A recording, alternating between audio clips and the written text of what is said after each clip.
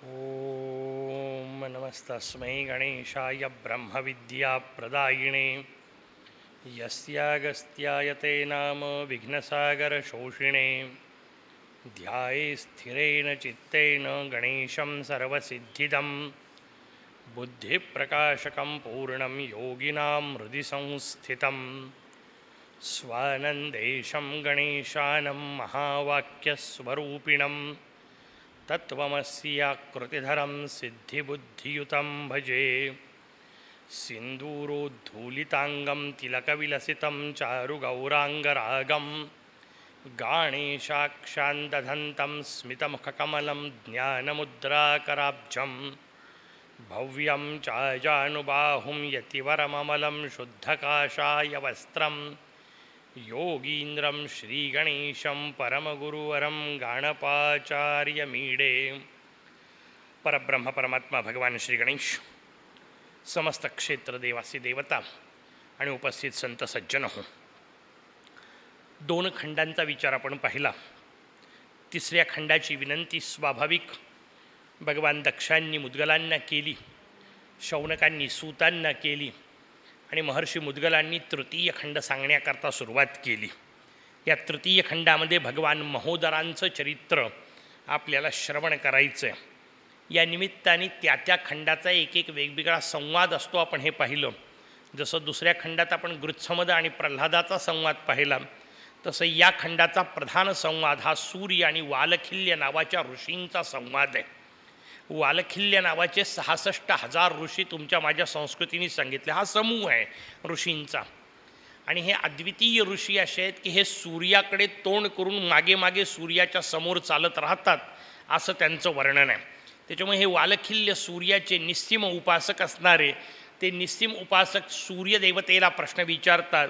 या वालखिल्यांनी एक दिवस सूर्याला ध्यानरत पाहिलं आणि स्वाभाविक वालखिल्यांनी सूर्यांना प्रश्न विचारला की वास्तविक वेद तुमचं वर्णन हा आत्मा स्वरूपात करतो, या सगळ्या विश्वाचा आत्मा तुम्ही आहात असं जर सगळे शास्त्र सांगतात आणि या सगळ्या विश्वाला शक्ती आणि ज्ञान या दोन्ही गोष्टी जर तुमच्याच माध्यमातून मिळतात तर मग तुम्हाला ध्यान करण्याची गरज काय? आपल्या लक्षात आलं असेल की हाच प्रश्न सगळीकडे येतो आहे.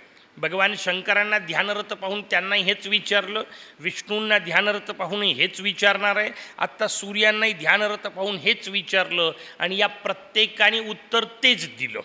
सगळ्या त्या देवतेच्या त्या शिष्यांनी किंवा त्या उपासकांनी त्या देवतेला प्रश्न विचारला की तुम्ही सर्वश्रेष्ठ आहात. स्वाभाविक आहे, वाटायलाच पाहिजे. कुठल्याही देवतेच्या उपासकाला त्याची उपास्य देवता हीच सर्वश्रेष्ठ वाटायला पाहिजे. पण थोडं चिंतन व्यवस्थित समजून घ्या. कुठल्याही उपास्य देवतेचं चिंतन करत असताना किंवा उपासना करत असताना त्या देवतेची उपासना आपण करत नसतो. हे वाक्य धक्कादायक आहे, पण समजून घेतलं पाहिजे व्यवस्थित. हे समजून घ्यायचं असेल तर परमगुरू असणाऱ्या परमपूज्य जगद्गुरू आद्यशंकराचार्य महाराजांना शरण गेलं पाहिजे.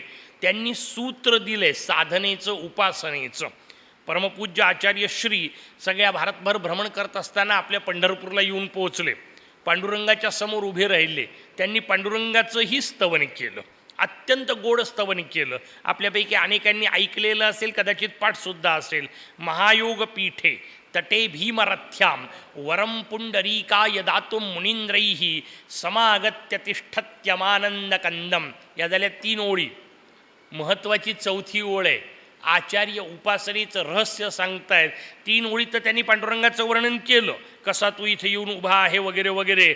4थी ओळ सांगताना आचार्य म्हणतायत परब्रह्म लिंगम भजे पांडुरंगम. पांडुरंगाची उपासना कशाची आहे? परब्रह्माचं लिंग म्हणून पांडुरंगाची उपासना आहे. ते परब्रह्माचं लिंग आहे. लिंग शब्दाचा अर्थ चिन्ह, लिंग शब्दाचा अर्थ आहे ओळख. आणि मग हे परब्रह्माची ओळख आहे. याचा अर्थ उपासना कशाची करायची आहे? उपासना फक्त आणि फक्त परब्रह्माची करायची आहे, कुठल्याही देवतेची उपासना नाही. म्हणून सूर्यांना जेव्हा विचारलं तेव्हा सूर्य सांगतात परब्रह्माची मी उपासना करतो. विष्णूंना विचारलं की विष्णू म्हणतात मी परब्रह्माची उपासना करतो. शंकरांना प्रश्न विचारला की ते सांगतात मी परब्रह्माची उपासना करतो. आणि महत्त्वाची गोष्ट पुढची आहे, ह्या सगळ्यांना विचारलं परब्रह्माची म्हणजे कोणाची करता, तर हे सगळे सांगतात मोरयाची करतो. म्हणजे सगळ्या देवतांनी मिळून सांगितलं की माझा उपास्य कोणी असेल तर तो मोरया आहे. आणि हे मोरयाचं वैभव आपल्याला वारंवार समजून घ्यायचं आहे. किती अंगाने समजून घेता येईल? ज्या ज्या देवतेंचे आत्ता आपण उल्लेख केले, विषय निघाला म्हणून आपल्यासमोर सांगतो, या सगळ्या देवतांनी आपापल्या संकटकाळी मोरयाचं स्मरण केलं, चिंतन केलं, पूजन केलं, त्यानुसार क्षेत्र निर्माण केले. सगळ्या देवतांनी केलेले क्षेत्र सांगता येईल. भगवान शंकरांनी मांडलेलं रांजणगाव, भगवान विष्णूंनी मांडलेलं सिद्धटेक, त्याच्याबद्दल आपण बोललो. जगदंबेनी मांडलेलं लेण्याद्री, आपल्याला माहिती असलेलं. भगवान ब्रह्मदेवांनी मांडलेलं थेऊर, आपल्याला माहिती आहे. पूर्ण यादी चालवता येते. जेवढे देव तुम्हाला आठवतील तेवढे तुम्ही सांगत जा, मी त्यांनी मांडलेले क्षेत्र सांगत जातो. त्यांनी काही फार फरक पडत नाही आहे. महत्त्वाचा विषय हा आहे, किंवा विष्णूंचे जेवढे मानवी अवतार आहेत तेवढे सगळे मानवी अवतार गणेश उपासना करतात. वामनांनी मांडलं आदोषक क्षेत्र, परशुरामांनी स्थापन केलं माहूरचं क्षेत्र, रामचंद्रांनी स्थापन केलं, आज वर्णनच त्याचं आपल्याला येणार आहे, आपल्या उस्मानाबाद जिल्ह्यात असलेलं कळंबचं क्षेत्र, किंवा विद्याधीशपुराचं क्षेत्र, किंवा तोंडी विनायक, त्याचं वर्णन आपल्या याच्यात येईल, आज त्या चिंतनाचाच विषय आहे. सगळ्या देवतांनी मांडलेले गणेश क्षेत्र, भगवान श्रीकृष्णांनी मांडलेले गणेश क्षेत्र, एक सोडून दोन. चतुर्थीचं वर्णन जेव्हा सांगायला सुरुवात करील तेव्हा त्याचं वर्णन सांगेल पुष्टीपतीचे क्षेत्र, एक आपल्याजवळचं सूप, दुसरं आमच्या यवतमाळ जिल्ह्यातलं दारव्हा. दोन भगवान श्रीकृष्णांनी मांडलेले गणेश क्षेत्र. सगळ्या देवतांचे गणेश क्षेत्र सांगता येतात. आता एक काम करा, सगळ्या भारतात फिरा, ताकद असेल तर सगळ्या जगात फिरा, आणखीन पलीकडची ताकद असेल तर सगळ्या ब्रह्मांडात फिरा, आणि भगवान गणेशांनी एका तरी देवतेचं मांडलेलं एक तरी क्षेत्र दाखवून द्या. मिळणारच नाही. का? कारण मिळतच नसतं. हे दणकून मी एका प्रवचनात सांगितलं. एक जण मला येऊन म्हणाला, गोकर्ण महाबळेश्वर नाही आहे का?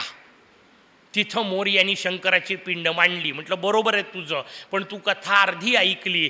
गोकर्ण महाबळेश्वरला मोरयांनी शिवपिंड मांडली, ती मोरया संकटात आले होते म्हणून नाही. भोलेनाथांनी आपल्या भोळेपणामध्ये त्या रावणाला आत्मलिंग समर्पित केलं, आणि ते जर लंकेत जाऊन बसलं असतं तर रावण अजिंक्य झाला असता. म्हणून देवांनी प्रार्थना केली, आणि देवांनी प्रार्थना केली म्हणून त्या संकटातून सोडवाय पुरतं मोरयांनी ते लिंग मांडलं. मोरया अडचणीत नव्हते. भगवान गणेश अडचणीत आले आणि त्यांनी कोणाची उपासना केली, असं एकाही देवतेचं एकही क्षेत्र नाही. याचाच अर्थ आहे याच्यापेक्षा मोठं दैवत नाही, याच्यापेक्षा श्रेष्ठ दैवत नाही. मुद्गल पुराणातच नव्हे, बाकीच्याही सगळ्या पुराणांमध्ये गणेशाच्या स्तुती वेगवेगळ्या देवांनी केलेल्या आपल्याला पाहायला मिळतील. पण 18च्या 18 पुराणं वाचा, 18च्या 18 उपपुराणं वाचा, आणि कुठल्याही देवतेची श्री गणेशौवाच अशी सुरू होणारी स्तुती दाखवा, कार्यक्रम बंद करतो. नाही भेटत. का नाही भेटत? कारण मोरया कोणाची स्तुती करत नसतात. कारण स्तुती नेहमी आपल्यापेक्षा वरच्याची करायची असते, खालच्यांना फक्त आज्ञा द्यायची असते. मोरया कोणाचीही स्तुती करत नाही, कारण मोरयापेक्षा वरचं काही नाहीच अस्तित्वात. किती मजेदार रचना आहे लक्षात. आणि हे आपल्याला सगळीकडे पाहायला मिळतं. बरं, मुद्गलाचाच विषय म्हणून नाही, मी आज आपल्याला सांगणार आहे बाकीच्याही पुराणांनी मान्य केलेलं आहे. आज आपल्यासमोर विषय येतो पुढचा. जेव्हा हे भगवान सूर्य सांगायला सुरुवात करतात तेव्हा भगवान सूर्यांनी सांगितलं, अरे मी कशाचा प्रमुख?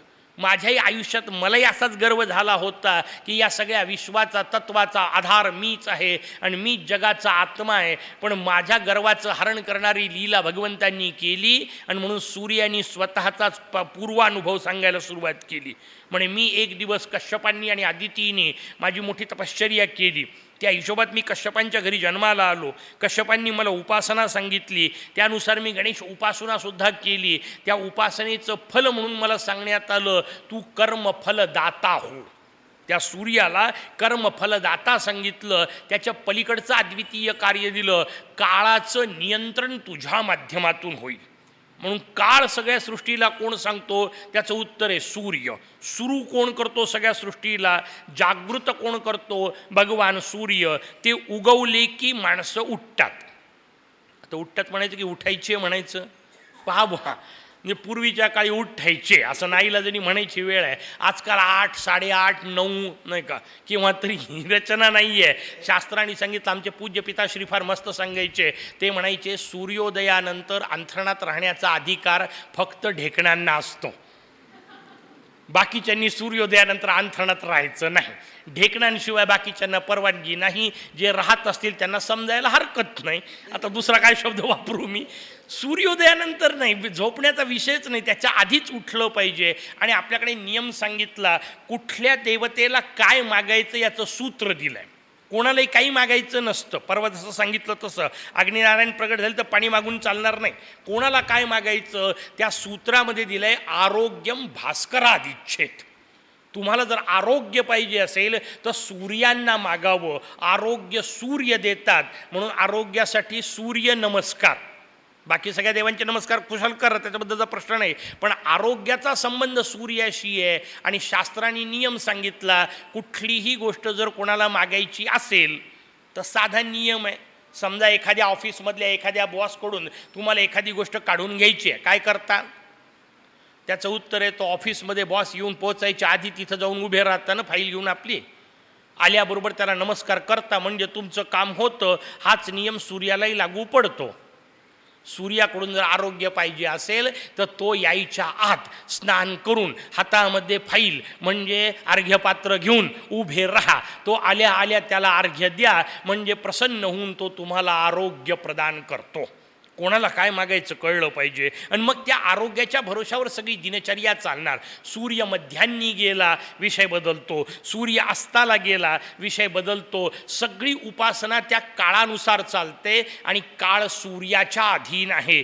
सूर्याला त्याचाच गर्व झाला. भगवंतांनी हिशोब करून ठेवलेत, ज्याला ज्याला गर्व निर्माण होतो ताबडतोब विनाशाचा मार्ग असतो. 2 भयानक राक्षस जन्माला आले. एकाचं नाव होतं माली आणि दुसऱ्याचं नाव होतं सुमाली. हे 2 राक्षस जन्माला आले. या 2 राक्षसांनी भगवान शंकरांची प्रचंड तपश्चर्या केली. काय काय मागावून आपल्या डोक्यात सुद्धा येणार नाहीत अशा अशा गोष्टी या राक्षसांनी मागून ठेवल्या आहेत. म्हणजे लक्षात घ्या, राक्षसांचे सुद्धा डोके किती चालत होते. राक्षसांची जास्त चालतात नाही का, जास्त डोके चालतात त्यांनाच राक्षस म्हणतात, असंही म्हटलं तरी चालेल नाही का. डोकं फार वापरायची गोष्ट नसते, पण लोक नको तेवढं वापरत राहतात. डोकं फक्त एकाच गोष्टीकरता वापरावं, भगवंताला वंदन नाही का, ते सोडून बाकी सगळीकडे वापरतील. मोठी अडचण आहे. या राक्षसांनी नाना प्रकारचे वरदानं मागितले, तुम्ही ज्याची कल्पनाही करू शकणार नाही अशा प्रकारचं. भगवान शंकर प्रसन्न झाले. माली आणि सुमालीनी वरदान मागितलं, सूर्यासारखं तेजस्वी विमान असावं. आता काय गरज होती? मागितलं. बरं, मागितलं नुसतं हरकत नाही, वैयक्तिक हाऊस म्हणून कोणी काय करावं हा ज्याचा त्याचा प्रश्न असेल. या मालीन सुमालीनी उलटा प्रकार काय करायचा, यांचं विमान सूर्या इतकं तेजस्वी म्हणजे जणू काही दुसरा सूर्य वाटावा. तिकडं सूर्य अस्ताला गेला की हे उदयाचलाला यायचे, आणि सूर्य उदयाला चलाला आला की हे अस्ताचलाला जायचे. आणि 2 दिवसात सगळ्या जगाची रचना बिघडून गेली ना. सूर्य उगवतोय की मावळतोय तेच कळेना, कारण इकडचाही तसाच दिसायचा आणि ते विमानही तसंच दिसायचं. लांबून कळायचंच नाही विमान आहे की सूर्य आहे. आणि 2 दिवसात सगळी कालक्रमणा बिघडून गेली. कारण प्रातःसंध्या करायची का सायंसंध्या हेच कळेना. मंत्र म्हणायचे कोणते, सकाळचे की दुपारचे? बरं, दोन्ही वेळा सूर्य आला. त्या तेजाने पृथ्वी जळायची वेळ येऊन पोचली. स्वाभाविक सूर्य भयंकर संतापले आणि संतापलेल्या सूर्याने आपल्या तेजाने ते विमान जाळून टाकलं. माली सुमालींनी कशी तरी उडी मारली, म्हणजे त्याही काळात पॅराशूटची सोय होती. त्या दोघांनी कशी बशी तिथून जीव वाचवला आणि खाली आल्यानंतर त्यांनी भगवान शंकरांची प्रार्थना केली. आता वरदान मागितलं होतं, मिळाल्यानंतर नालायकपणे वापरलं होतं, तरी शंकरांची प्रार्थना. पण त्या अडचणीत आले की एकमेकाला भेटतात. त्या हिशोबात भगवान शंकरांकडे जाऊन पोचले आणि शंकरांना सांगितलं. बरं, सांगताना पद्धत कशी असते पा दुष्टांची, तुम्ही दिलेलं विमान जाळलं. वाक्य मस्त आहे ना. आम्ही मूर्खपणा केला म्हणून जाळलं हे नाही सांगितलं. तुम्ही दिलेलं विमान जाळलं. भगवान भोलेनाथ त्यांना मागचं काहीच लक्षात नव्हतं. त्यांनी धरला त्रिशूळ उचलला आणि सूर्याला फेकून मारला आणि सूर्य जागेवर लोळा गोळा होऊन पडला. भगवान शंकराचा त्रिशूळ आहे, प्रलय काळचं अस्त्र आहे ते पाशुपतास्त्र. त्या पाशुपतास्त्राने सूर्याला जागेवर लोळवलं आणि सूर्य मरून पडला. म्हटलं की विश्वाची उलटी पंचायत झाली. आत्तापर्यंत 2 होते म्हणून अडचण, आता एकही नव्हता म्हणून अडचण. जग चालायचं कसं? सगळ्यांनी भगवान शंकरांची प्रार्थना केली. भगवान भोलेनाथ प्रगट झाले, म्हणे चुकलंच माझे, पण आता काय करता, गडबडीत करून गेलो. पंचायत होते भगवान शंकरांची होते, आपलं सोडून द्या. अचानक काहीतरी काम केलं तर भयानक होतं. आपलं इतकं भयानक होत नाही, कारण आपण शंकरा इतके मोठेही नाही ना, नाही का. पण आपल्याच घरचे दिवे फोडून आपलेच पोरं क्रिकेटच्या निमित्ताने मोकळे होतात, एवढं तर वाटकळा होतं की नाही. सूर्य नाही फुटत आपल्याच्याने, पण आपल्याच घरातल्या गोष्टी आपण फोडून मोकळे होतो. ही प्रवृत्ती होत असते. स्वतःचंच नुकसान करण्याची रचना आपल्या जीवनात येते. भगवान शंकरांनी केली. शंकरांनी केल्यामुळे ती फक्त स्वतःपुरती नसते, विश्वाची होते. सूर्य लोळला. शेवटी सगळ्यांनी मिळून प्रार्थना केली. भगवान शंकर म्हणतात, तोडणं माझ्या हातात होतं, जोडणं काही मला जमत नाही. आता एकच उपाय आहे, ज्याच्या भरोशावर सूर्य चालतो त्याला शरण जाऊ. म्हणून सगळ्यांनी मिळून तुम्ही माझ्यासोबत प्रार्थना करा असं म्हणून भगवान शंकरांनी सांगितलं आणि सगळ्यांनी मिळून भगवान गणेशांची आराधना केली. भगवान गणेश प्रगट झाले. त्यांनी आपलं तेज पुन्हा सूर्यात ओतलं. सूर्य पुन्हा उठला. सूर्य पुन्हा कामाला लागला. पण सूर्य कामाला लागल्यावर विचार करतोय, मी जर जगाचा आत्मा आहे आणि मधल्या काळात मी जर लोळलो होतो तर जग चालत कोणाच्या भरोशावर होतं? आत्मा नसलेलं शरीर कसं चालत होतं? सूर्याचा अहंकार मातीमोल झाला. सूर्य म्हणतो, याचा अर्थ माझ्या भरोशावर काहीही चालत नाही. हे सूर्याला कळलं. सूर्याने उठवलेवाल्यांना कधी कळल हा प्रश्न आहे. पण आपल्याला मात्र वाटते की आपल्याच भरोशावर चाललंय. मी उठल्यावर पाहतो. म्हटलं उठला याचं गॅरंटी काय? काहीच गॅरंटी नाही. आपण उठू याची काय खात्री आहे आपल्याजवळ? काहीच खात्री नाही. आपण झोपू याची ताकद आपली नाही, उठू याची ताकद आपली नाही, पण तरी आपण गर्व करत राहतो. या सगळ्या कथा तेवढ्याकरता समजून घ्यायच्या आहेत की अरे बाबा, गर्वाणी सूर्य संपतो. आपली काय गोष्ट घेऊन बसले. तो सूर्य लोळला. जिथं सूर्य लोळला त्या लोल आणि अर्क म्हणजे सूर्य या शब्दांचं एकत्रीकरण करून लोलार्क नावाचं तीर्थ तयार झालं. आजही काशीला हे क्षेत्र आहे. ही सगळी घटना काशीमध्ये घडली आणि वालखिल्यांना सूर्याने ती समजावून सांगितली की मी जेव्हा नव्हतो तेव्हाही हे जग चालतच होतं. मग माझ्या असण्याने काय फरक पडणार आहे?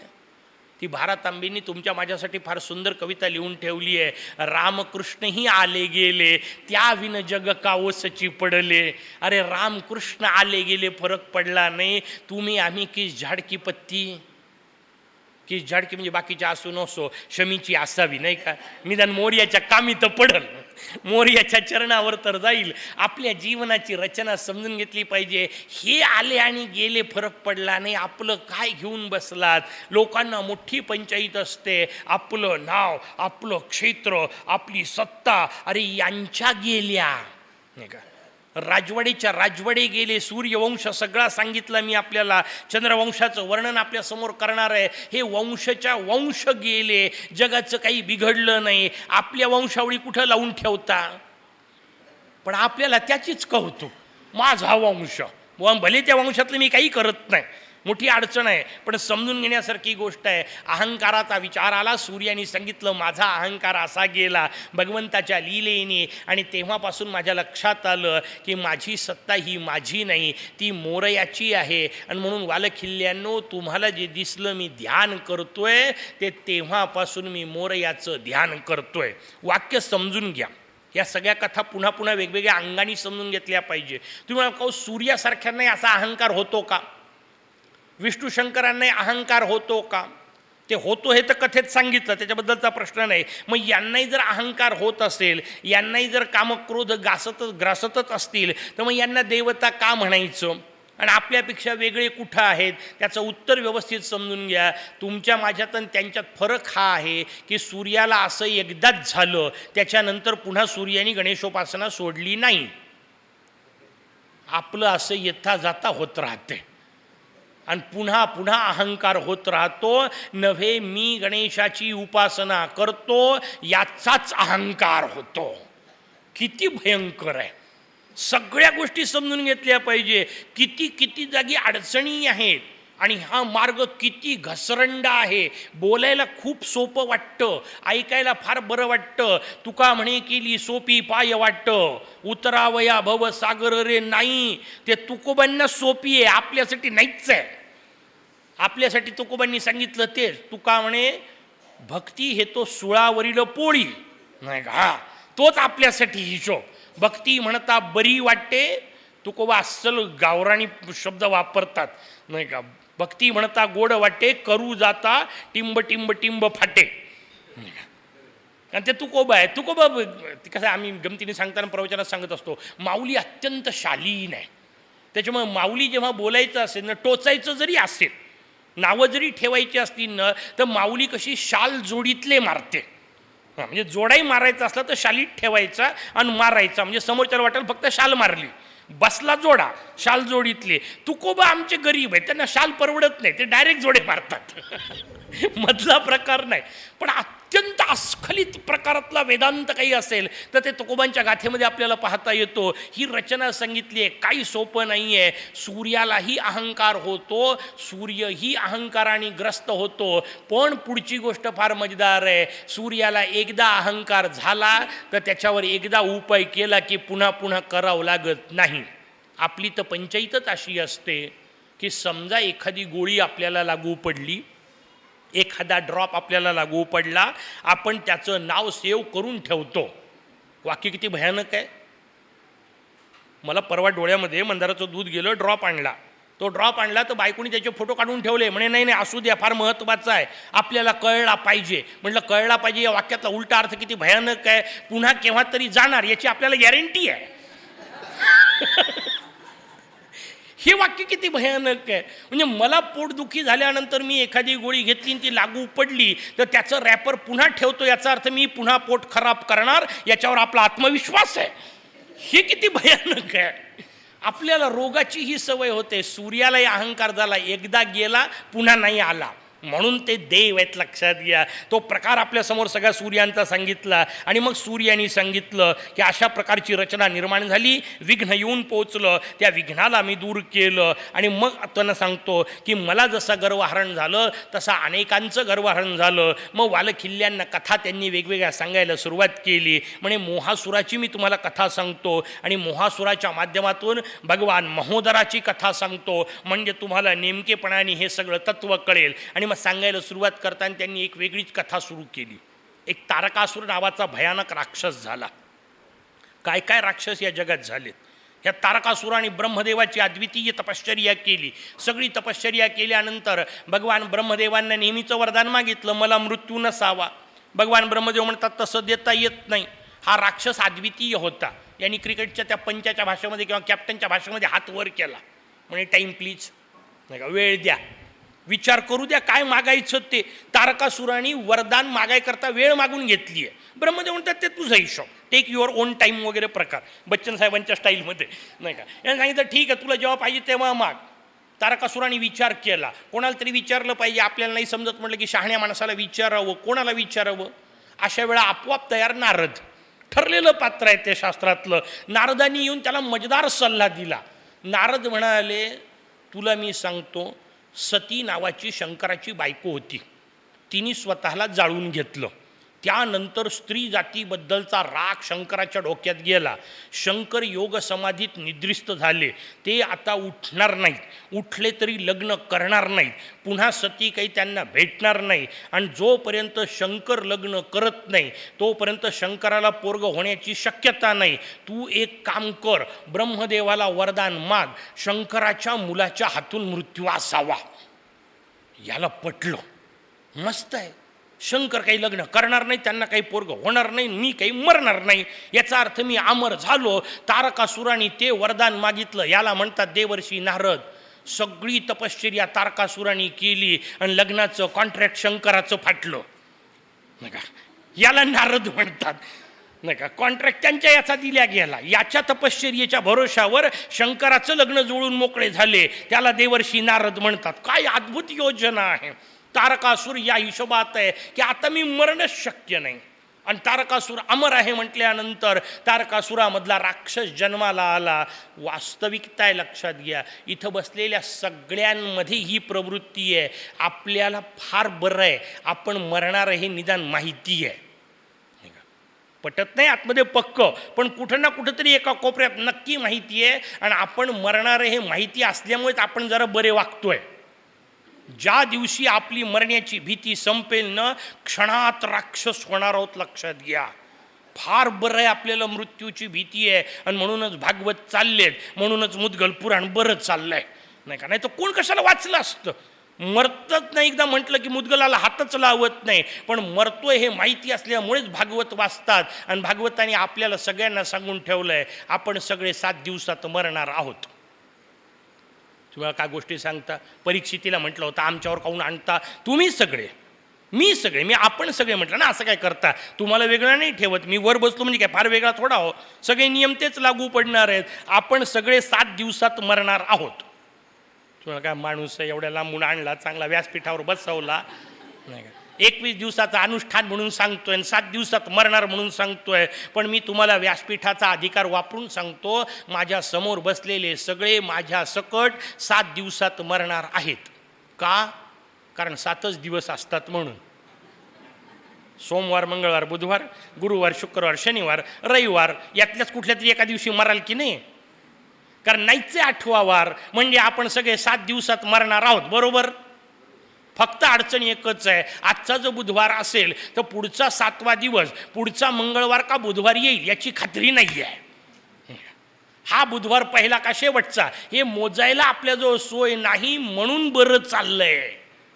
पण ती सोय आपल्याला लक्षात ठेवली पाहिजे. कुठलाही बुधवार शेवटचा असू शकतो, हे ज्याला कळतं त्याचे बुधवार पांढरे होतात, त्याचे सोमवार पांढरे होतात, बाकीचे फक्त भात आणि दही खाण्यातच मातीत जातात. बुधवार पांढरा झाला पाहिजे, बुद्धी मिळाली पाहिजे, ती शुद्ध झाली पाहिजे, ती पांढरी असते. म्हणून तर बुद्धीचे वस्त्र पांढरे ना, सिद्धीचे वस्त्र पिवळे, कारण तिला जिकडं तिकडं पिवळंच दिसते, नाही का. सिद्धी मिळाली की माणसाला पिवळं पिवळं दिसायला लागतं. म्हणून सिद्धीचा हिशोब पिवळा, बुद्धीचा हिशोब पांढरा. कारण का? बुद्धी पांढऱ्याच रंगात असते. गृहपाठ केला ना, सिद्धी कोणती आणि बुद्धी कोणती येईल आज त्याच्यावर, काळजी करू नका. विषय आपल्यासमोर येईल त्यावेळा बोलू. मला आपल्याला महत्त्वाचा पुढचा भाग सांगायचा आहे. हा तारकासूर उन्मत्त झाला. तारकासूर उन्मत्त झाल्यानंतर सगळ्या देवांची सभा झाली. मार खाल्ल्यानंतर सभा घेतातच, नाही का. चिंतन बैठक, हां, सगळेजण रटके बसले की मग चिंतन बैठक होते. मग चिंतन बैठक घेण्यात आली, आणि चिंतन बैठकीत ठरलं, भगवान शंकरांना लग्न करण्या लावण्याशिवाय पर्याय नाही. पण सोपं आहे का? घरातल्या आपल्या पोराला लग्नाला तयार करताना किती त्रास होतो, नाही का. शंकरांना करायचं आहे, बाप आहे सगळ्या जगाचा, त्याला तयार करायचं आहे. सोपं आहे का? पण शेवटी ठरवलं हरकत नाही, त्यातल्या त्यात हे डिपार्टमेंट ज्यांचं आहे त्यांनाच प्रमुख करू, नाही का. शिष्टाई मंडळाचं जे याच्याकरता विशिष्ट मंडळ तयार करू. मग भगवान मदनांना सांगण्यात आलं, हा तुमचा विभाग आहे, तुम्ही लक्ष घाला. त्यांनी सांगितलं ठीक आहे. माझ्यासोबत वसंताला द्या, माझा मित्र. वसंत ऋतू आला, मदनाचा हिशोब आला. देवी पार्वती रूपात प्रकट झाली होती सती. मी आपल्याला पहिल्यांदा सांगितलं, आधी डळमळीत झालेली, नंतर ती श्रद्धा दृढ झाली होती. जन्माला आल्यापासून तपश्चर्या करत होती. त्या तपश्चर्येचं फलद्रूप व्हायची वेळ आली. तिला सगळ्यांनी मिळून सांगितलं, तू समोर जा.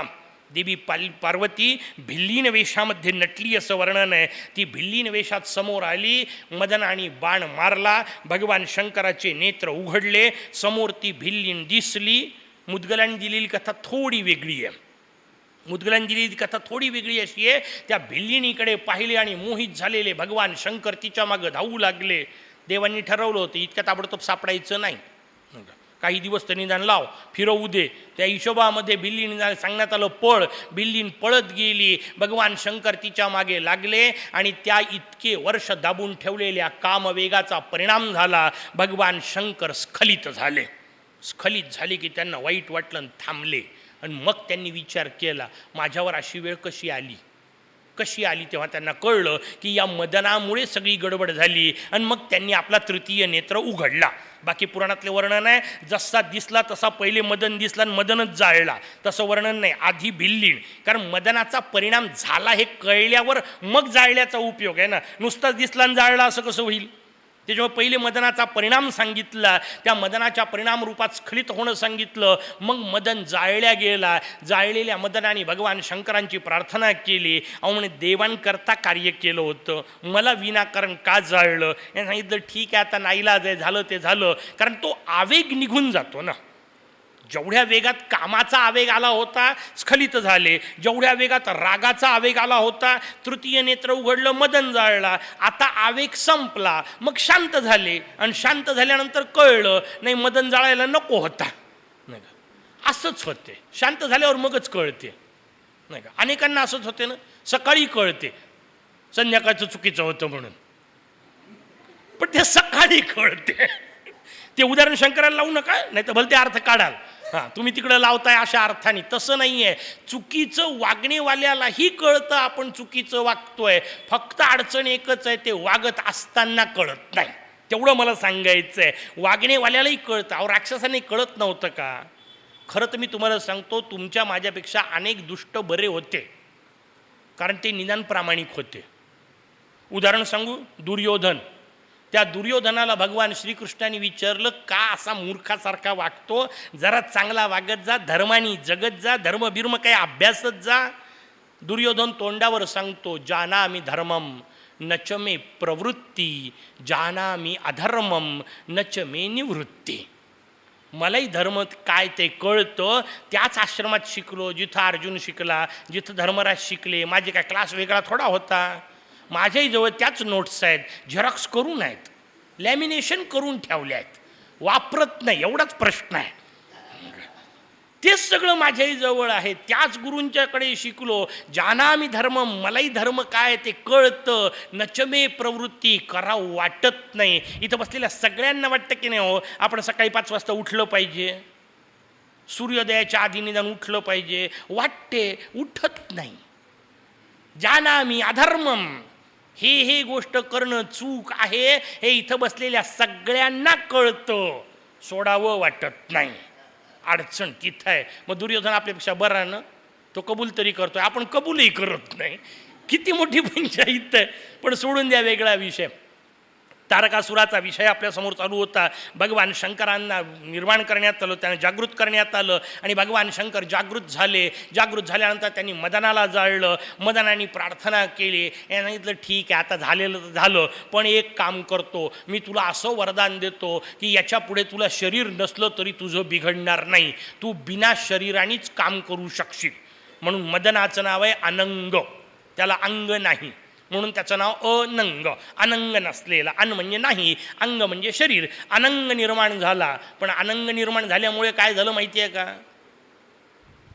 समजा कल्पना करा, मी इथं गाडी घेऊन आलो, पण माझी गाडी खराब झाली, आता मला दुसरीकडे जायचं असेल, मी काय करीन?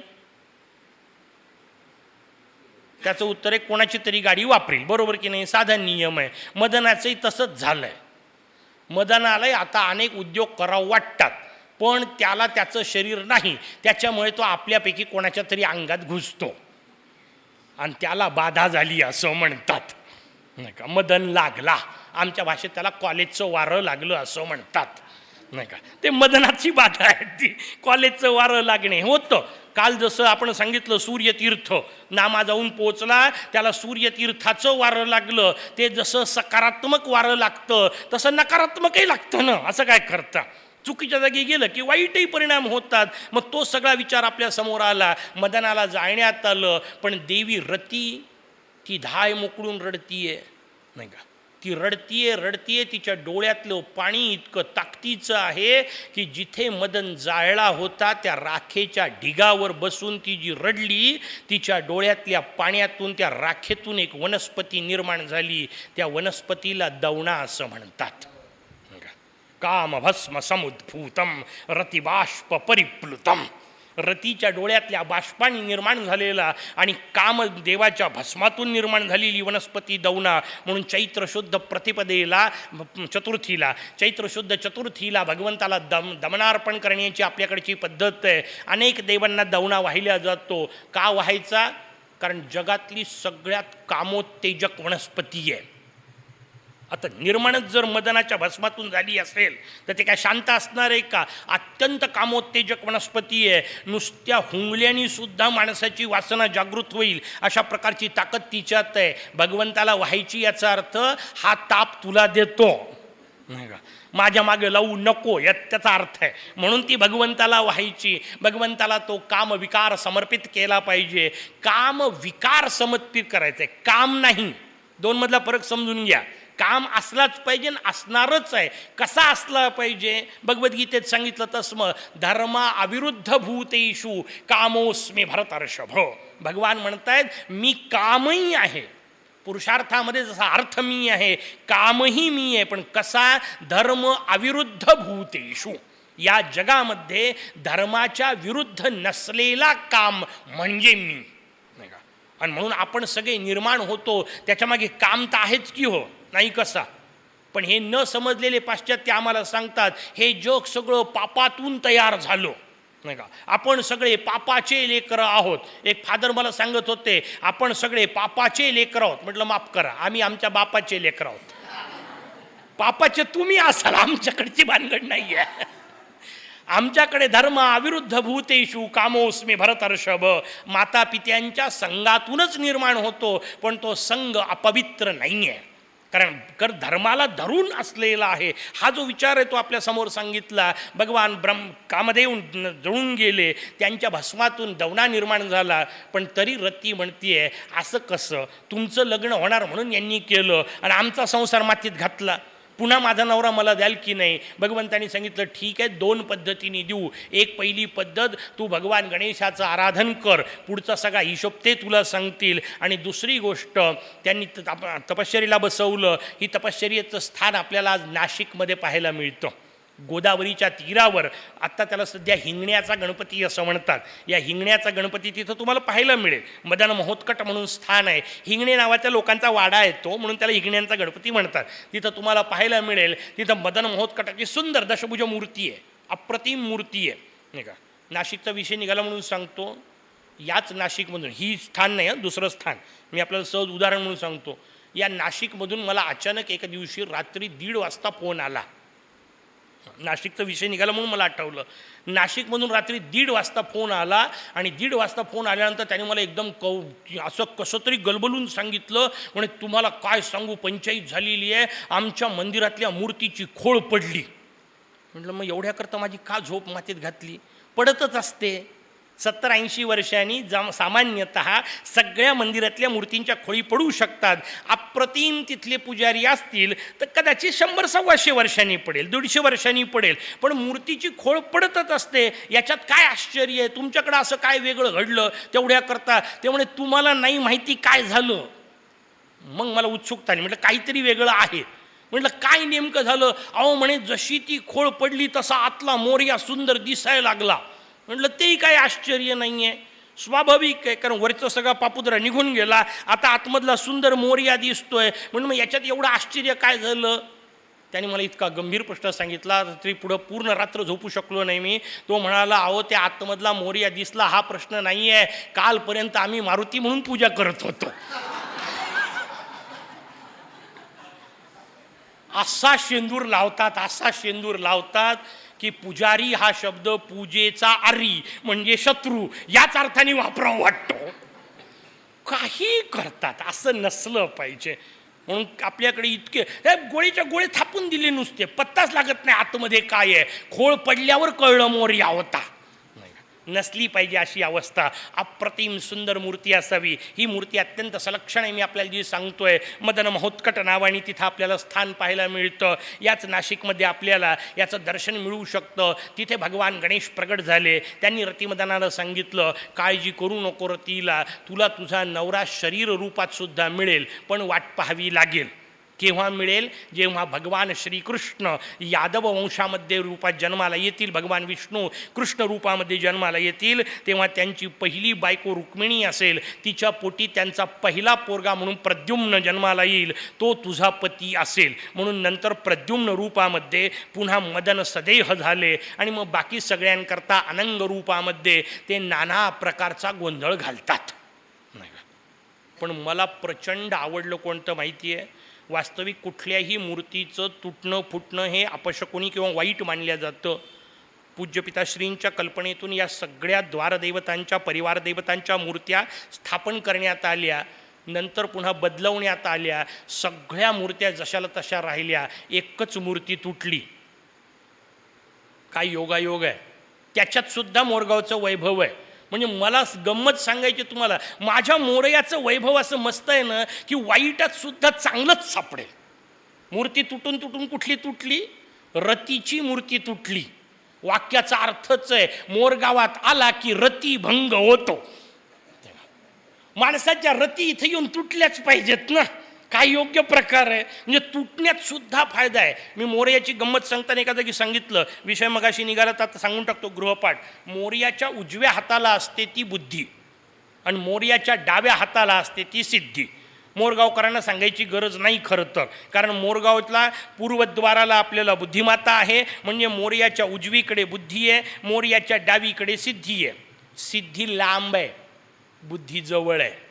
काय सुंदर रचना आहे हो! मोरगावमधला प्रत्येक पाषाण मला पूजनीयच वाटतो. अद्वितीयता इथली प्रत्येक गोष्ट. सिद्धी दूर आहे, बुद्धी जवळ आहे. मोरया आपल्याला सांगतोय, तू सिद्धीच्या जवळ असला की माझ्यापासून दूर आहेस, नाही का? म्हणून तर सिद्धी दूर आहे. तू बुद्धीच्या जवळ आलास तर किमान माझ्या जवळ तरी आला, आणि या दोन्हीला सोडून आला तर मी भेटेल.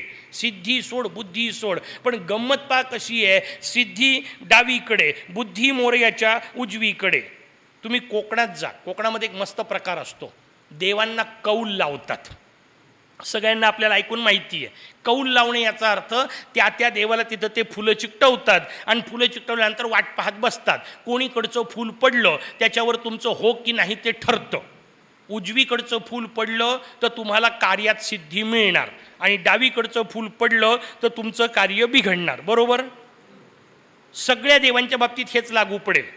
कुठलाही देव असो, त्या देवाचं उजवीकडचं फूल पडलं तर कार्यात तुम्हाला सिद्धी मिळेल, डावीकडचं फूल पडलं तर कार्य तुमचं खराब होईल. माझ्या मोरयाचं वैभव पहा, त्याच्या डावीकडे सिद्धी आहे. त्याच्या डावीकडचं फूल पडलं तरी सिद्धीच भेटणार, उजवीकडचं पडल्यावर तर भेटणार. नाही का? पाचवी उंगली या घी म्हणजे काय? मोरयाची कृपा. नाही का? दोन्हीकडून डावीकडे सिद्धीच आहे आणि उजवीकडे सिद्धीच आहे. उजवीकडे तर सगळ्याच देवतांच्या सिद्धी आहे आणि मोरयाच्या डावीकडे सिद्धीच बसवलेली आहे. याचा अर्थ मोरयाच्याकडून होणारी कुठलीही गोष्ट फायद्याचीच असणार आहे. काय मजेदार रचना आहे आपल्या मोरयाची. तो हिशोब आपल्यासमोर विषय निघाला म्हणून सांगितला. त्यानंतर प्रद्युम्न रूपामध्ये येऊन पोचले. तिकडं कथा दुसरी चालू आहे. तो जो वीर्यपात झाला त्याचा विषय एक, आणि दुसरी कथा चालू आहे त्या तारकासुराचं पुढं काय. मग या दोघांचं लग्न लावून देण्यात आलं, आणि या दोघांचं लग्न लावल्यानंतर एक वेगळीच प्रक्रिया घडली. हे दोघांचं लग्न तर लावून दिलं आणि शिवपार्वती दोघंजणं फिराय करता जंगलात गेले. 100 वर्ष हे दोघंजणं फिरतच होते असं वर्णन आहे. सगळ्या देवता चलबिचल. आता हे बाहेर कधी येणार, त्याच्यानंतर यांना पोरग कधी होणार, आणि त्याच्यानंतर तारकासूर कधी मरणार. यांना कुठं लग्नात इंटरेस्ट होता? नाही. यांचा इंटरेस्ट तारकासूर मरण्यात ना. लग्नात कोणालाच इंटरेस्ट नसतो, नाही का? दुसऱ्याच्या लग्नात आपल्याला काय इंटरेस्ट असणार आहे? कोणाकोणाला कशात इंटरेस्ट असतो. संस्कृत सुभाषितकारांनी त्याच्यावरही सुभाषित करून ठेवलं. विषय निघाला म्हणून ऐकून ठेवा. कोण कोण काय काय पाहतं. कन्यावर येते रूपम. मुलगी रूप पाहत असते, तिला आपला नवरा दिसतो कसा याच्यातच इंटरेस्ट, कारण बाकी मैत्रिणींवर इम्प्रेशन मारायचं असतं. कन्यावर येते रूपम माता वित्तम. आई काय पाहते? पैसा, कारण तिचं वाक्य ठरलेलं, माझं मिलीचं जसं झालं तसं तुझं व्हायला नको. हिचं काय झालं ते हिलाच माहिती.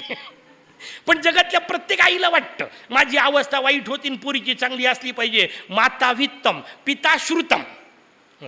बाप मात्र काय पाहतो? ज्ञान पाहतो, कारण त्याला माहिती आहे सिद्धी उजवीन बुद्धी डावी, सिद्धी डावीन बुद्धी उजवी का? त्याचं दुसरं आणखीन एक कारण, सिद्धी डावीच आहे, बुद्धी उजवी म्हणजे श्रेष्ठच आहे. कारण बुद्धीच्या माध्यमातून सिद्धी मिळवता येते, पण सिद्धीच्या माध्यमातून बुद्धी नाही मिळवता येत. अब्जावधी रुपये टाका, एक कथा समजणार नाही, पण कथा समजली तर पैसे मिळतात. ऐकणे मजेदार रचना, किती सुंदर कल्पना आहे आपल्याकडच्या. त्या हिशोबात मी आपल्याला सांगितलं, माता वित्तम पिता श्रुतम, बाप मात्र ज्ञान पाहतो, बांधवा हा कुलमिच्छंती.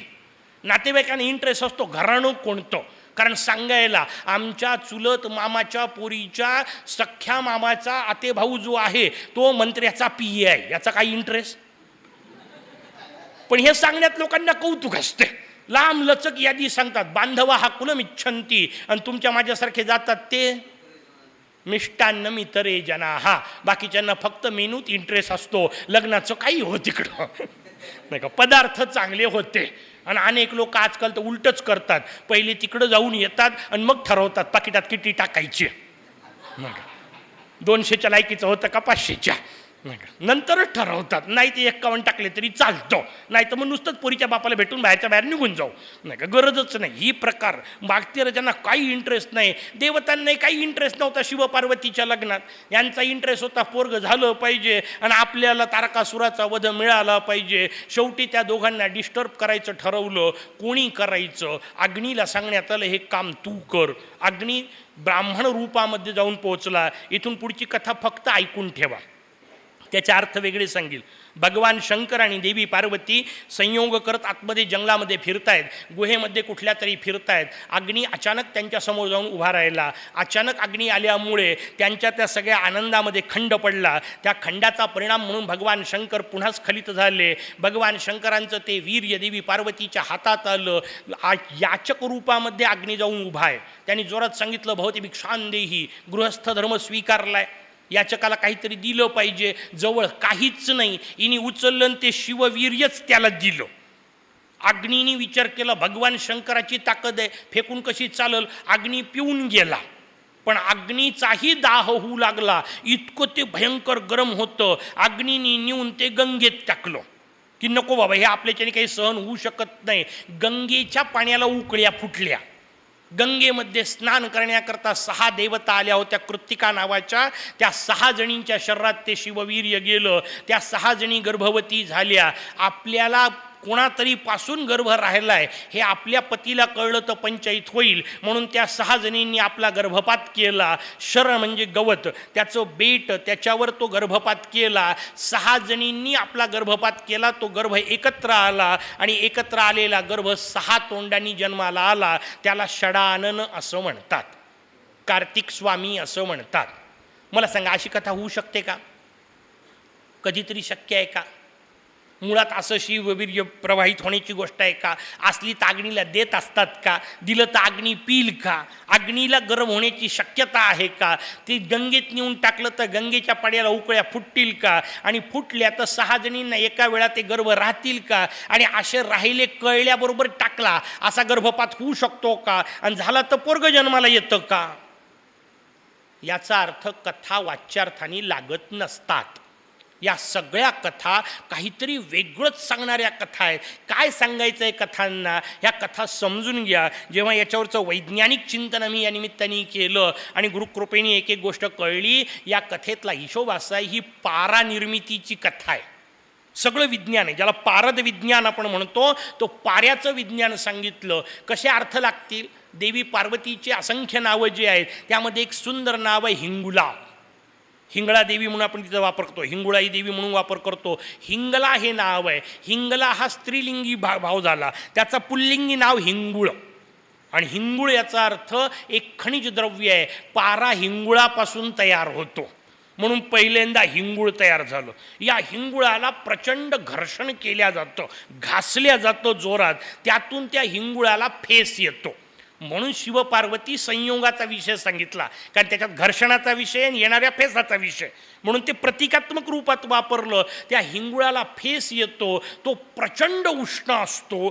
त्या फेसाला पुन्हा गरम केल्या जातं, प्रचंड अग्नीत टाकून उष्णता दिली जाते, सहनशीलतेच्या पलीकडे उष्ण केल्या जातं. आणि पुढचा प्रकार आहे, प्रचंड गरम करतात आणि पटकन थंड करतात.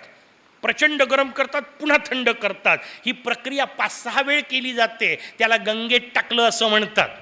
आणि नुसतं तेवढं टाकून उपयोग नाही. शुद्ध पारा उपयोगात आणता येत नाही, कारण तो अत्यंत विषारी असतो. मग त्याचं विष पण कमी करायचं असेल तर त्याच्यावर गंधकाचे पुटं चढवावे लागतात.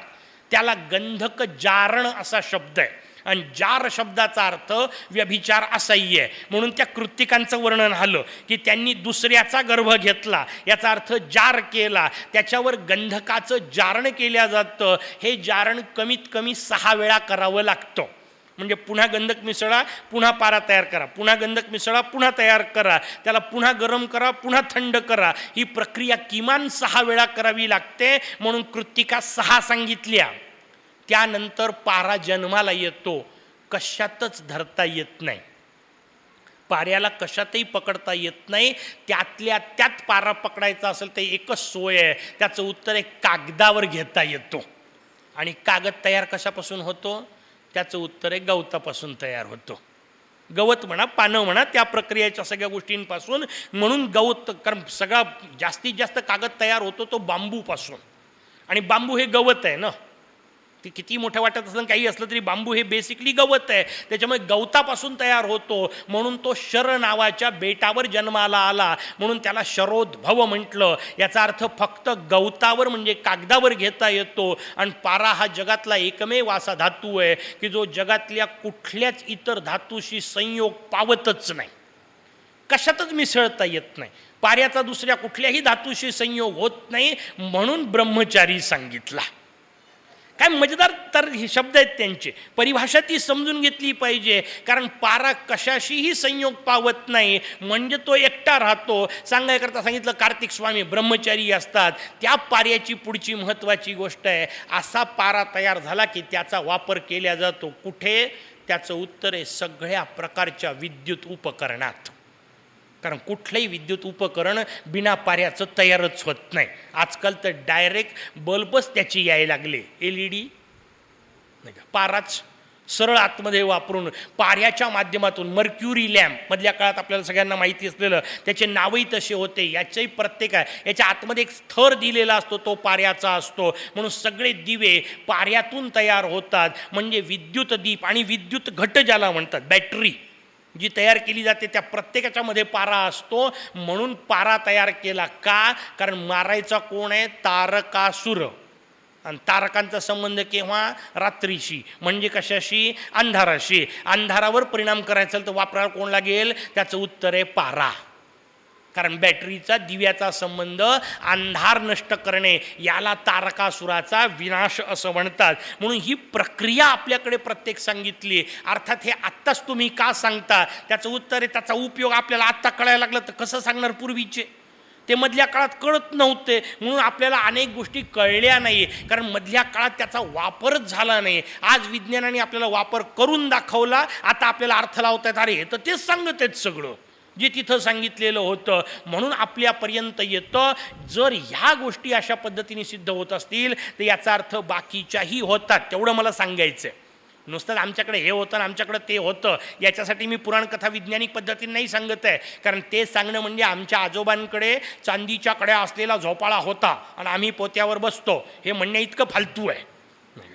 नुसतं होतं म्हणून सांगून काय उपयोग आहे? मुद्गल वाचताना आपल्या डोक्यात अशी एखादी कल्पना जर आणखीन आली आणि त्यातून असा एखादा वैज्ञानिक निघाला तर ते मुद्गलाचं एक वेगळं आनंदाचं वैभव असेल. याही अंगाने त्या कथा समजून घेतल्या पाहिजे. मला फक्त इतकंच वेगवेगळ्या अंगाने सांगायचं आहे की या फालतू कथा नाहीत, या भाकड कथा नाहीत, हे विनाकारण सांगितलेलं नाही, यातून सगळं विज्ञान सांगितलेलं आहे. अडचण एकच आहे, तुमचं माझं संस्कृतचं नातच तुटलं आहे. कारण आपण एक तर वाचत नाही, वाचलेलं आपल्याला समजत नाही, आणि विज्ञानवाला संस्कृतला हात लावत नाही आणि संस्कृतवाला विज्ञानाला स्पर्श करत नाही. म्हणून या ग्रंथांचा त्या अंगाने जो उपयोग आहे तो होत नाही. आणि मग आपले ग्रंथ नुसते फुलं वाचून दुर्वावा आणि मोकळे करा एवढ्या करता उरले अशी अवस्था आहे. तसं नाही, दोनपैकी एक झालं पाहिजे. एक आत्मिक उन्नती, त्या दृष्टीने आपण सगळं जे तत्त्वज्ञान पाहतोय त्या अंगाने तरी झाली पाहिजे. नाहीतर भौतिक उन्नती, याच्यात दोन्हीचे मार्ग दिलेत. भुक्तिम मुक्तिम प्रदास्यति. भुक्तीही मिळते आणि मुक्ती तर मिळतेच मिळते. पण मुक्ती मिळणे याचा अर्थ मेल्यानंतर केव्हा तरी स्वर्ग मिळतो नाही. कायम लक्षात ठेवा, कुठलंही पुराण मेल्यानंतरच्या स्वर्गाकरता तयार केलेलं नाही. मेल्यावर स्वर्गात जाण्याची सोय नाही. जिवंत आहे तोपर्यंत इथे स्वर्ग तयार करण्यासाठी पुराण आहेत.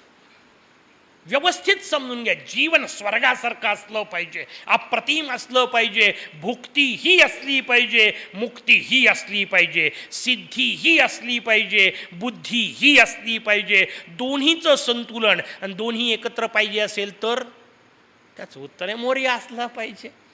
कारण बाकी दोन्ही एकत्र भेटतच नाही. बाकी सगळ्यांकडे एक एक काहीतरी भेटेल. भगवान शंकरांकडे गेलात तर वैराग्य भेटेल, भगवान विष्णूंकडे गेलाल तर लक्ष्मी भेटेल.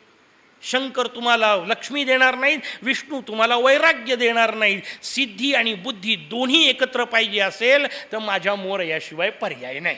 दोन्ही एकत्र, काय सुंदर रचना आहे. आणि दोन्ही तितक्याच आनंदाने एकत्र. सिद्धीतही तेवढाच आनंद आणि बुद्धीतही तेवढाच. वर्णन आपल्यासमोर पुढचं येतं. अशा पद्धतीने तारकासूर मारला. ऋषींनी विचारलं ते ठीक आहे, ते पहिल्यांदा जे भिल्लिनीच्या मागं लागल्यानंतर गडबड झाली होती त्याचं पुढं काय झालं? दक्षाने प्रश्न विचारला. मुद्गल म्हणतात तेच तर महत्त्वाचं सांगायचं आहे. त्या शिववीर्यापासून जो जन्माला आला त्याला मोहासुर असं म्हणतात. मोह निर्माण झाला. मोह निर्माण झाला. मोह शब्द व्यवस्थित समजून घ्या.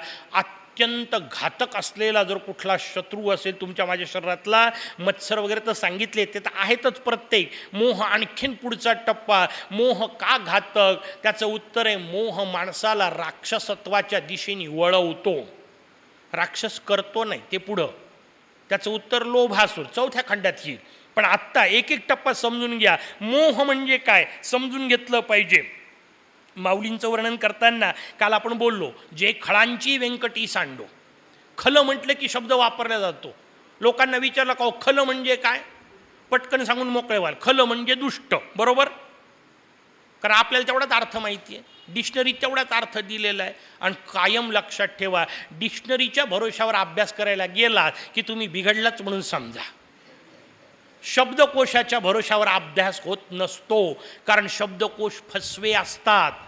शिक्षकी पेशात आहे म्हणून तुम्हाला सांगतो, आमच्या पेशातले लोक जितके मूर्ख बनवतात तितके कोणीच नाही बनवत. हे बाहेर नका सांगू, समजून घेण्यापुरतं सांगतो. एक मजेदार प्रकार सांगतो, कसं मूर्ख बनवलं आपल्याला आजपर्यंत. इंग्रजीच्या वर्गात जाऊन बसले की नाही? बसले. इंग्रजीच्या वर्गात सरांनी फळ्यावर हॉर्स नावाचा शब्द लिहिला, बरोबर? त्याचा अर्थ सांगितला. काय? हॉर्स म्हणजे घोडा, बरोबर? संस्कृतच्या वर्गात जाऊन बसले तर त्याला विचार हॉर्स म्हणजे, तो म्हणतो अश्व, वारू, तुरग. 50 शब्द सांगता येते, जाऊ द्या. मला सांगा, अश्व या शब्दाचा घोडा हा अर्थ आहे का? हॉर्स या शब्दाचा घोडा हा अर्थ आहे का? केवढं गंभीर आहे ना. किती वर्ष वाचलंय. हॉर्स म्हणजे घोडा, हॉर्स म्हणजे घोडा. घोड्याच्या वेगात वाचून काढलं होतं हॉर्स म्हणजे घोडा. पण तुमच्या माहितीकरता सांगतो, हॉर्स या शब्दाचा घोडा हा अर्थ नाही. धक्का बसला ना. मध्ये मध्ये धक्के द्यावे लागतात म्हणजे झोपत नाहीत. हॉर्स म्हणजे घोडा नाही. हॉर्स या शब्दाचा घोडा हा अर्थ नाही. मग काय आहे? त्याचं उत्तर आहे, हॉर्स या इंग्रजी शब्दाकरता घोडा हा मराठी शब्द आहे. अर्थ कुठं आहे? काय मूर्ख बनवलं ना. इंग्रजी शब्दाकरता मराठी शब्दच दिला, अर्थ कुठं दिला? अर्थ नाही दिला. अर्थ कुठं आहे? तो तबेल्यात बांधलेला आहे, किंवा जंगलात फिरत आहे, किंवा रणांगणात चाललेला आहे. अर्थ वर्गात सांगता येत नसतो. वर्गात एका शब्दाला दुसरा शब्दच दिला जातो. अर्थ कुठं सांगितला जातो? मदर या शब्दाचा अर्थ आई, आई या शब्दाचा अर्थ आंब. अर्थ कुठं सांगितला? दुसरा शब्द सांगितला. अर्थ घरी स्वयंपाक करतोय. अर्थ नाही आहे. वर्गात अर्थ आणताच येत नाही. वाक्याचा वेगळा अर्थ, शिक्षणाला काही अर्थ नाही. किती भयानक आहे की नाही. कारण शिक्षणात अर्थ मिळतच नाही. शब्दाला शब्दच दिल्या जातात. नुसते शब्दांचे खेळ केल्या जातात, लक्षात घ्या. पण ते शब्दांचे खेळही व्यवस्थित केल्या जात नाही. एका शब्दाला दुसरा शब्द समानार्थी. कायम लक्षात ठेवा, जगात कुठल्याही शब्दाला दुसरा समानार्थी शब्द नसतो. अशक्य गोष्ट आहे. प्रत्येक शब्दाला वेगळा अर्थ आहे, प्रत्येक शब्दाला वेगळी छटा आहे. मग दोन शब्दांमधला फरक आपल्याला समजून घेतला पाहिजे. मी आपल्याला शब्द सांगत होतो खल. खल म्हणजे काय? दुष्ट नाही. खलामध्ये आणि दुष्टामध्ये फरक आहे. काय फरक आहे?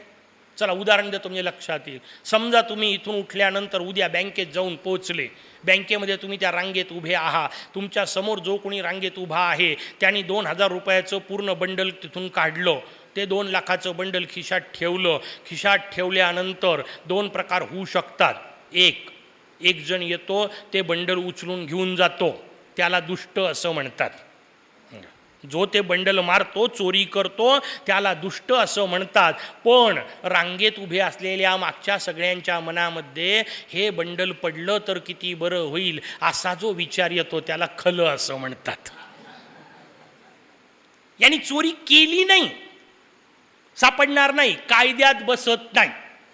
कारण यांनी त्याच्या नोटेच्या बंडलला हात पण लावलेला नाही. CCTV कॅमेऱ्यात हा आला नाही, येणारच नाही. पण CCTV कॅमेऱ्यात न येता जो दुष्टपणा केला जातो त्याला खल असं म्हणतात. कारण हा आतमध्ये आला, त्याचं पडलं तर बरं होईल आणि मला भेटलं तर बरं होईल असा इथं विचार आला. बाहेर कोणालाच काही कळलं नाही. दोघांचाच कॉन्टॅक्ट, मी आणि माझा मोरया. त्याला कळलं. बाकीच्यांना कळो का न कळो, त्याला कळलं ना. आणि त्याला कळणं किती भयानक आहे. तो म्हणाला आता थांब, तुझा गड्डी कशी पाहतो, नाही खुर्दा करील तर नावाचा मी. मग मोरया आपल्या अहंकाराचा चिल्लर करून मोकळा करतो. रचना समजली पाहिजे. खल वेगळा, दुष्ट वेगळा. मला ते सांगायचंय, मोह त्याला म्हणतात. कशाला? जी गोष्ट माझ्या योग्यतेची आहे की नाही याचा विचार न करता मी त्या गोष्टीच्या मागे लागतो, त्याला मोह म्हणतात. देवी पार्वती भिल्लीन होती. पार्वती आहे कळल्यानंतर मागं लागले असते तर पंचायत नव्हती. भिल्लिनीच्या मागे योगीराज राजेश्वर लागले आणि स्खलित झाले, म्हणून मोह जन्माला येतो. मोह जन्माला आला. पुढची प्रक्रिया सांगायची गरज का? झालं ना पाठ. मोह जन्माला आला, शुक्राचार्यांकडे गेला, त्यांनी स्तोत्र मागितलं, त्यानुसार तपश्चर्या केली. तपश्चर्येनंतर तो उन्मत्त झाला. मग त्यांनी स्वर्गावर आक्रमण केलं, पृथ्वी जिंकली, स्वर्ग जिंकला, पाताळ जिंकला, सगळे देव जंगलामध्ये गेले. झालं. ते ठरलेल्या पद्धतीने होतच असते, प्रत्येक कथेत तेच होणार आहे. त्या पद्धतीने सगळे देव जंगलात गेले. यावेळा ऋषी समुदाय लागला असं वर्णन आहे. मागच्या वेळा एक देव तरी आले होते. दत्तात्रय एकटेच आले होते, सनक सनंदन आले होते, तेवढ्यांनी भागलं नाही. आता अख्खा ऋषी समुदाय नाही का. पहिल्यांदा एक आले दत्तात्रेय, नाही समजलं. मग 4 पाठवले तरी नाही समजलं. आता अख्खा समुदाय पाठवला, आताही समजत नसेल तर काय डोकं फोडणार आहे. किती मजेदार रचना आहे. पुढच्या गोष्टी. या मोहाने विनंती केली, प्रार्थना केली, वरदान मागितलं. कोणतं? मला नाम आणि रूप असेल त्याच्यापासून कशानेही मृत्यू नसावा. ते वरदान मात्र प्रत्येक वेळेचे वेगळे आहेत. राक्षस वेगळा आहे. प्रक्रिया जरी सगळी सारखी असली तरी राक्षस वेगळा आहे आणि त्याचं वरदान वेगळं आहे. पहिल्यानी वरदान मागितलं होतं पंचमहाभूतापासून मृत्यू नसावा. दुसऱ्यानी सांगितलं अष्टधा प्रकृतीपासून मृत्यू नसावा. आता पुढचा म्हणतो नाम आणि रूपापासून मृत्यू नसावा. कारण मोह या 2च गोष्टीचा पडतो, एक तर नाम नाही तर रूप. मोहात कशाच्या पडता? रूपाच्या. मोहात कशाच्या पडता? नामाच्या. कारण नाम शब्दाचा अर्थ ते बाकी सगळं, सत्ता, पद, प्रतिष्ठा, ती सगळी नावाला असते ना. म्हणून माझ्या नावाची सत्ता, माझ्या नावाची प्रतिष्ठा, माझ्या नावाचा पैसा, म्हणून ते सगळं आलं नाममध्ये. आणि रूप याचा अर्थ सौंदर्य. त्याच्यावर माणूस मोहित होतो. सौंदर्याकडे पाहून मोहित होणाऱ्या प्रत्येक माणसाने अष्टावक्राची कथा एकदा ऐकून ठेवायची. इथली नाही आहे, इथला आत्ता विषय नाही, पण ती ऐकण्यासारखी आहे. अष्टावक्र नावाचे महान ऋषी झाले, म्हणून डिटेल नाही सांगत, कथा फक्त उगवती. अष्टावक्र नावाचे महान ऋषी झाले. यांनी आपल्या आईला विचारलं, माझे पिताश्री कुठे आहेत? आश्रमात बाकी सगळ्यांचे वडील असतात, माझे ऋषी नाहीत. म्हणे काय करणार आहे? राजाने त्यांना पकडून ठेवलंय. म्हणे का पकडलं? म्हणे राजा जनकाने त्यांना एक अजब प्रश्न विचारलाय.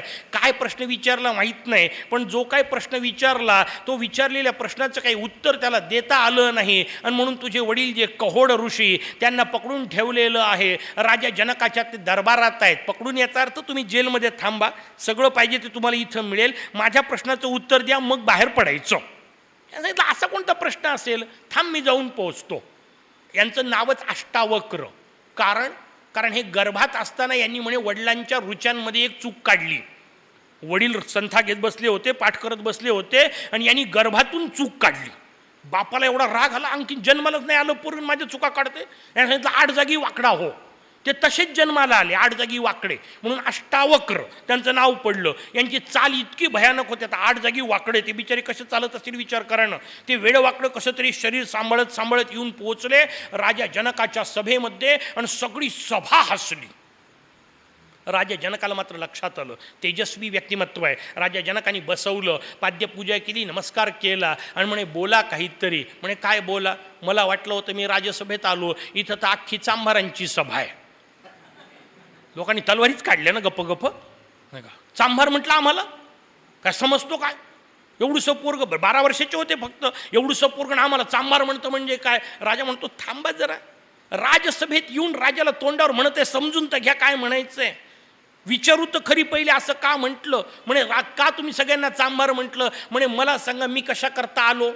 म्हणे तुझ्या प्रश्नाला आमच्या प्रश्नाला उत्तर द्यायला. म्हणे प्रश्नाचं उत्तर देण्याकरता काय लागतं? म्हणे डोकं लागतं. म्हणे याचा अर्थ माझ्याकडे काय पाहायला पाहिजे होतं? डोकं. म्हणे डोकं सोडून तुम्ही माझ्या फक्त चमडीकडे पाहत राहिले, तुम्हाला चांभार नाही तर काय म्हणायचं?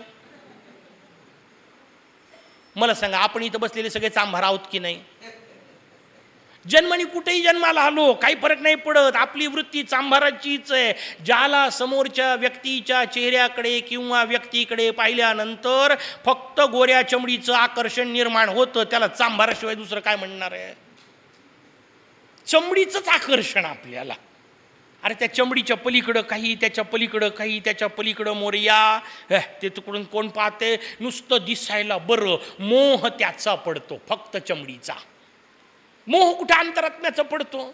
मोह कुठं गुणांचा पडतो? मोह फक्त वरच्या चामडीचा पडतो. आणि ज्याला फक्त वरच्या चामडीचा मोह पडतो, तो जन्माला किती ब्राह्मणोत्तम कुळात आला तरी वरून काही असो, आतून चांभारच आहे. हे रचना समजून घेतली पाहिजे. हे सगळे शब्द मी त्या गुणांकरता वापरतोय, हे वारंवार समजून घ्या. तो भाव, कारण आपल्याकडे गुणांच्याच आधारे विचार आहे. चातुर्वर्ण्य मया सृष्टम गुण कर्म विभाग शहा, हे सगळे वर्ण त्याच्या त्याच्या गुणानुसार आहेत. चांभाराचा तो विचार आपल्याला समजून घेतला पाहिजे. त्या अष्टावक्रांनी आपल्याला सांगितलं होतं नेमकं मोहाचा हिशोब. का? कारण आपण फक्त शरीराकडे पाहतो. विषय आलाय तर तो विषयही सांगून ठेवतो. किती सुंदर आहे. राजा जनकाने प्रश्न विचारला, म्हणे विचार प्रश्न. राजा जनकाने अद्भुत प्रश्न विचारला, म्हणे हे खरं की ते खरं? हे खरं की ते खरं, एवढाच प्रश्न. त्याला तितकंच अद्वितीय उत्तर अष्टावक्रांनी दिलं. म्हणे जसं हे तसं ते. प्रजेला काही कळलं नाही, पण राजाने मात्र पाय धरले. राजा म्हणतो इतके वर्ष विचारतोय, कळतच नाही कोणाला. आत्ता उत्तर मला मिळालं, जसं हे तसं ते. राजाने पाय धरले, पण प्रजा म्हणते आम्हाला काही तर कळू द्या. तुमच्या दोघांचं चाललंय जे काय चाललंय ते आमच्यापर्यंत येऊ द्या. मग राजाने समजावून सांगितलं. अरे म्हणे काय झालं, एक दिवस मी दुपारी मस्त जेवण केलं, अप्रतिम जेवण केल्यानंतर मी झोपलो. वामकुक्षी करता झोपलो तर मला स्वप्न पडलं, आणि स्वप्नामध्ये मी भिकारी झालो होतो. आता स्वप्नात माणूस काय होईल गॅरंटी नाही.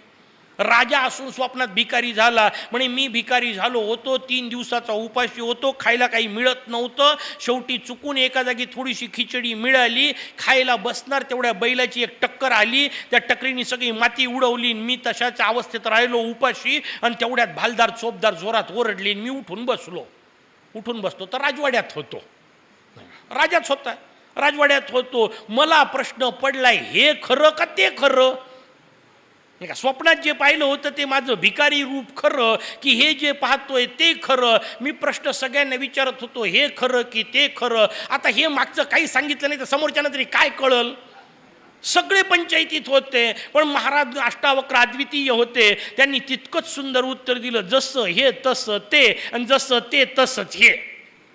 स्वप्न जितकं खोटं आहे तितकंच हे जग खोटं आहे. कारण या जगामध्ये तुझ्याजवळ जे आहे ते तुझ्या स्वप्नात तुझ्या कामाचं नाही, आणि तुला स्वप्नात जे दिसतं ते तुझ्या जगात कामाचं नाही. वाक्याचा अर्थ तुझ्याजवळचं दोन्हीकडचं काहीच कामाचं नाही.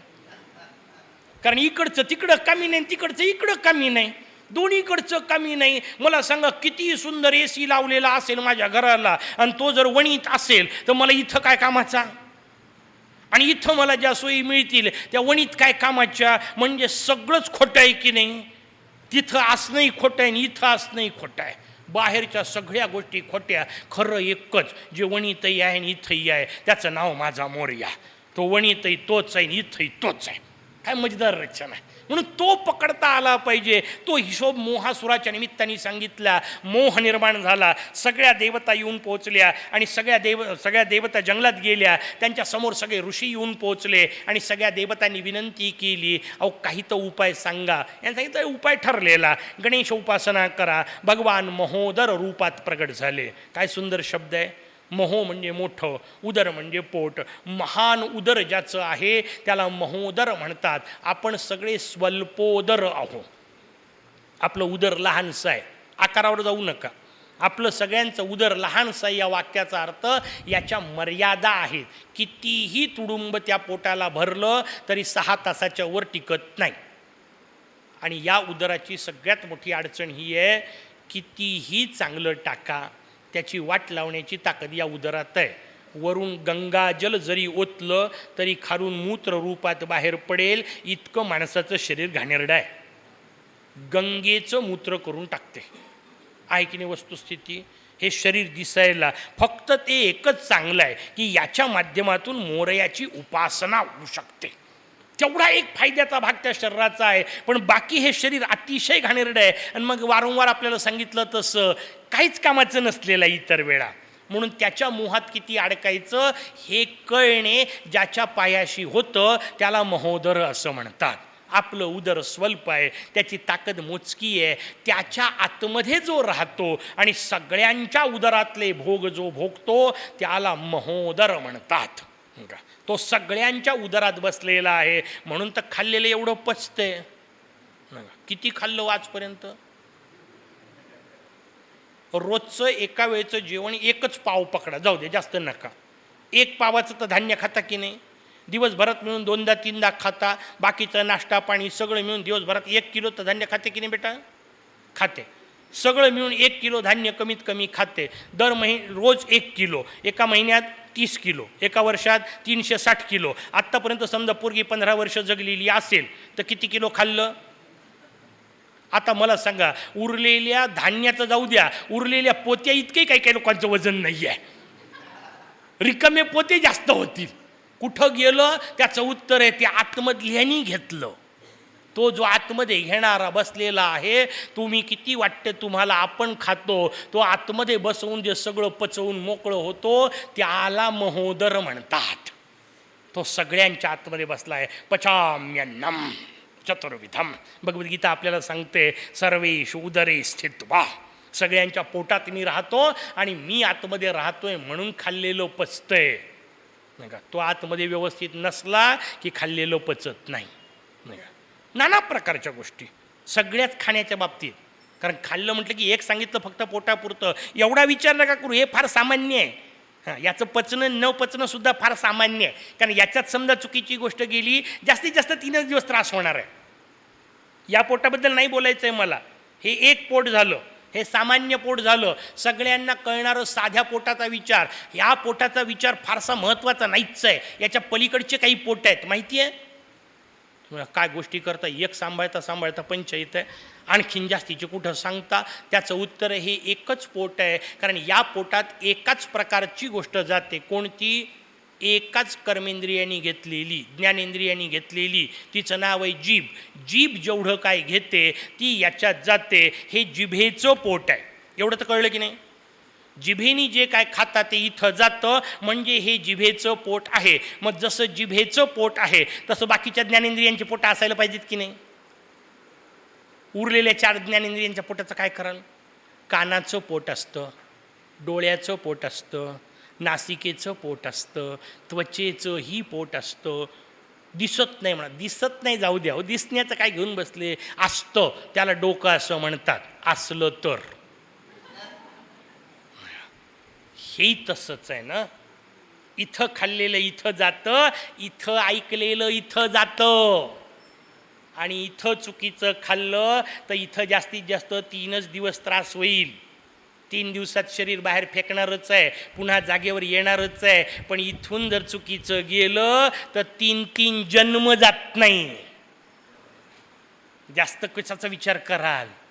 खाण्याचा विचार खूप करता. शिळी पोळी खायची नाही याच्यावर जितका जोर देता तसं शिळं ऐकायचं नाही हा विचार पाहिजे की नाही? शिळं पाहायचं नाही हा विचार पाहिजे की नाही? पण 4-4 दिवसापूर्वीच्या मालिका सरळ नाही दिसल्या तर ऊठ लावून त्याला शिळं खाणं म्हणतात. मोठा अडचण आहे. जुनं उकरू उकरू काढणे ते ऐकत राहणे, पाहत राहणे याला शिळं खाणे असं म्हणतात. ते शिळं खाऊन हे वाट लागते. याच्यावर उपाय आहेत. डॉक्टरकडे जाता येतं, इनिमा घेता येतो. याचा इनिमा एकच, मुद्गल पुराण. हा इनिमा आहे, स्वच्छ होतं. कुठंतरी आतमध्ये कळतं गडबड झालेली आहे, नको ते भरलेलं आहे, काढलं पाहिजे. पहिले घाणेरडं निघालं तर नवीन चांगलं बसल हो. पहिले घाणेरडं काढता आलं पाहिजे. मोह जायचा आहे. सगळ्या ऋषींनी प्रार्थना केली, भगवान प्रसन्न झाले, महोदर रूपामध्ये प्रगट झाले. मग पुढची प्रक्रिया ठरलेली असते. राक्षसाच्या समोर येऊन उभे राहिले आणि राक्षस म्हणतो काय गोष्ट करतो, मोठा सांगून राहिला महोदर महोदर. अरे तुला महोदर हे नाव आहे, मला तू दिसत आहे, तुझं रूप आहे. ज्याला नाम आणि रूप आहे तो माझं काय करणार आहे?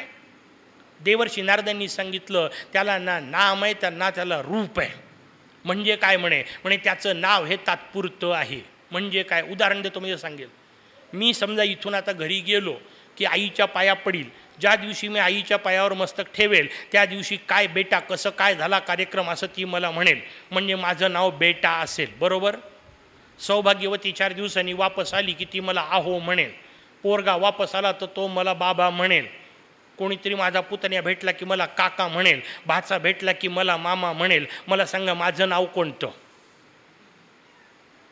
मी पोरगा आहे, बाप आहे, मुलगा आहे, काका आहे का मामा आहे? हे सगळे नावं माझे आहेत, पण यातलं कुठलंच नाव माझं नाही आहे. हे सगळे नावं जरी माझे असले तरी यातलं कुठलंही नाव माझं नाही आहे. का? कारण हे सगळे सापेक्ष नावं आहेत. समोर आई उभी असली तर मी मुलगा आहे, समोर बायको उभी असली तर मी पती आहे, समोर विद्यार्थी आला तर मी शिक्षक आहे. हे कोणीच समोर नसताना मी जो कोणी आहे तो माझा मी एकटा आहे. आणि त्याला नाव नाही, रूप नाही. कारण आता नाम घ्यायलाच कोणी नाही. नाम घ्यायला दुसरा कोणीतरी, तो मला नाव घेतो. देवर्षी नारद सांगतात आता त्याला हे सगळे महोदर म्हणतायत म्हणून त्याचं नाव महोदर आहे. तो महोदरही नाही, लंबोदरही नाही, वक्रतुंडही नाही. तो आहे फक्त, बस. त्याचं कुठलंच नाव नाही आणि रूप नाही. का? ते सांगितलं आपल्याला. समर्थांनी फार सुंदर सांगितलं. जयावरी लटिकाची आळ आला, जो माया गौरी पासोनी जाहला, जालाची नाही त्या अरूपाला रूप कैचे.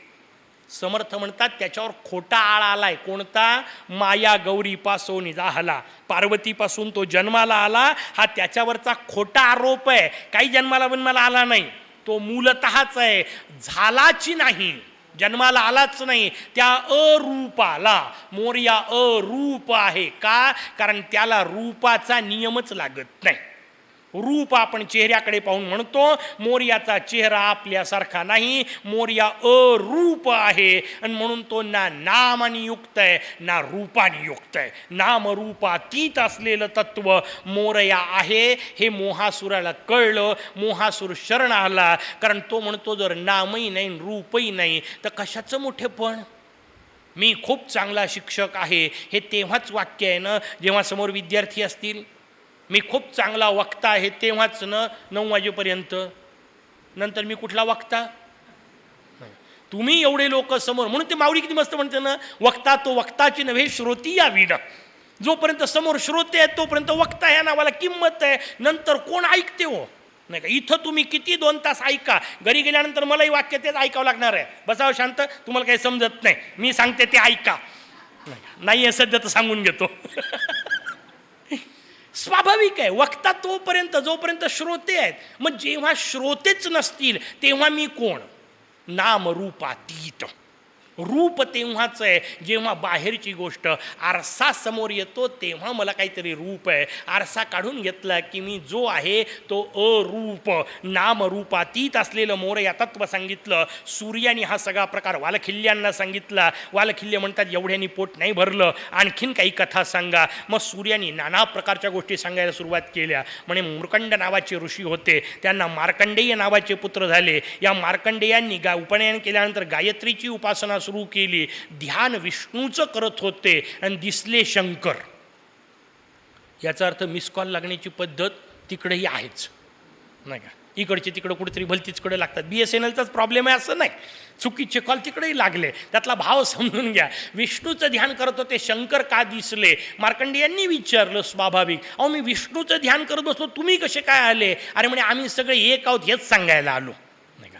शेवटी गायत्रीच्या माध्यमातून तत्वरूपामध्ये आम्ही एक आहोत आणि आम्ही सगळे एक असून उपयोग नाही. आम्ही सगळे पाचच्या पाच ज्याच्या ताकदीत आहोत, ध्यान त्याचं कर.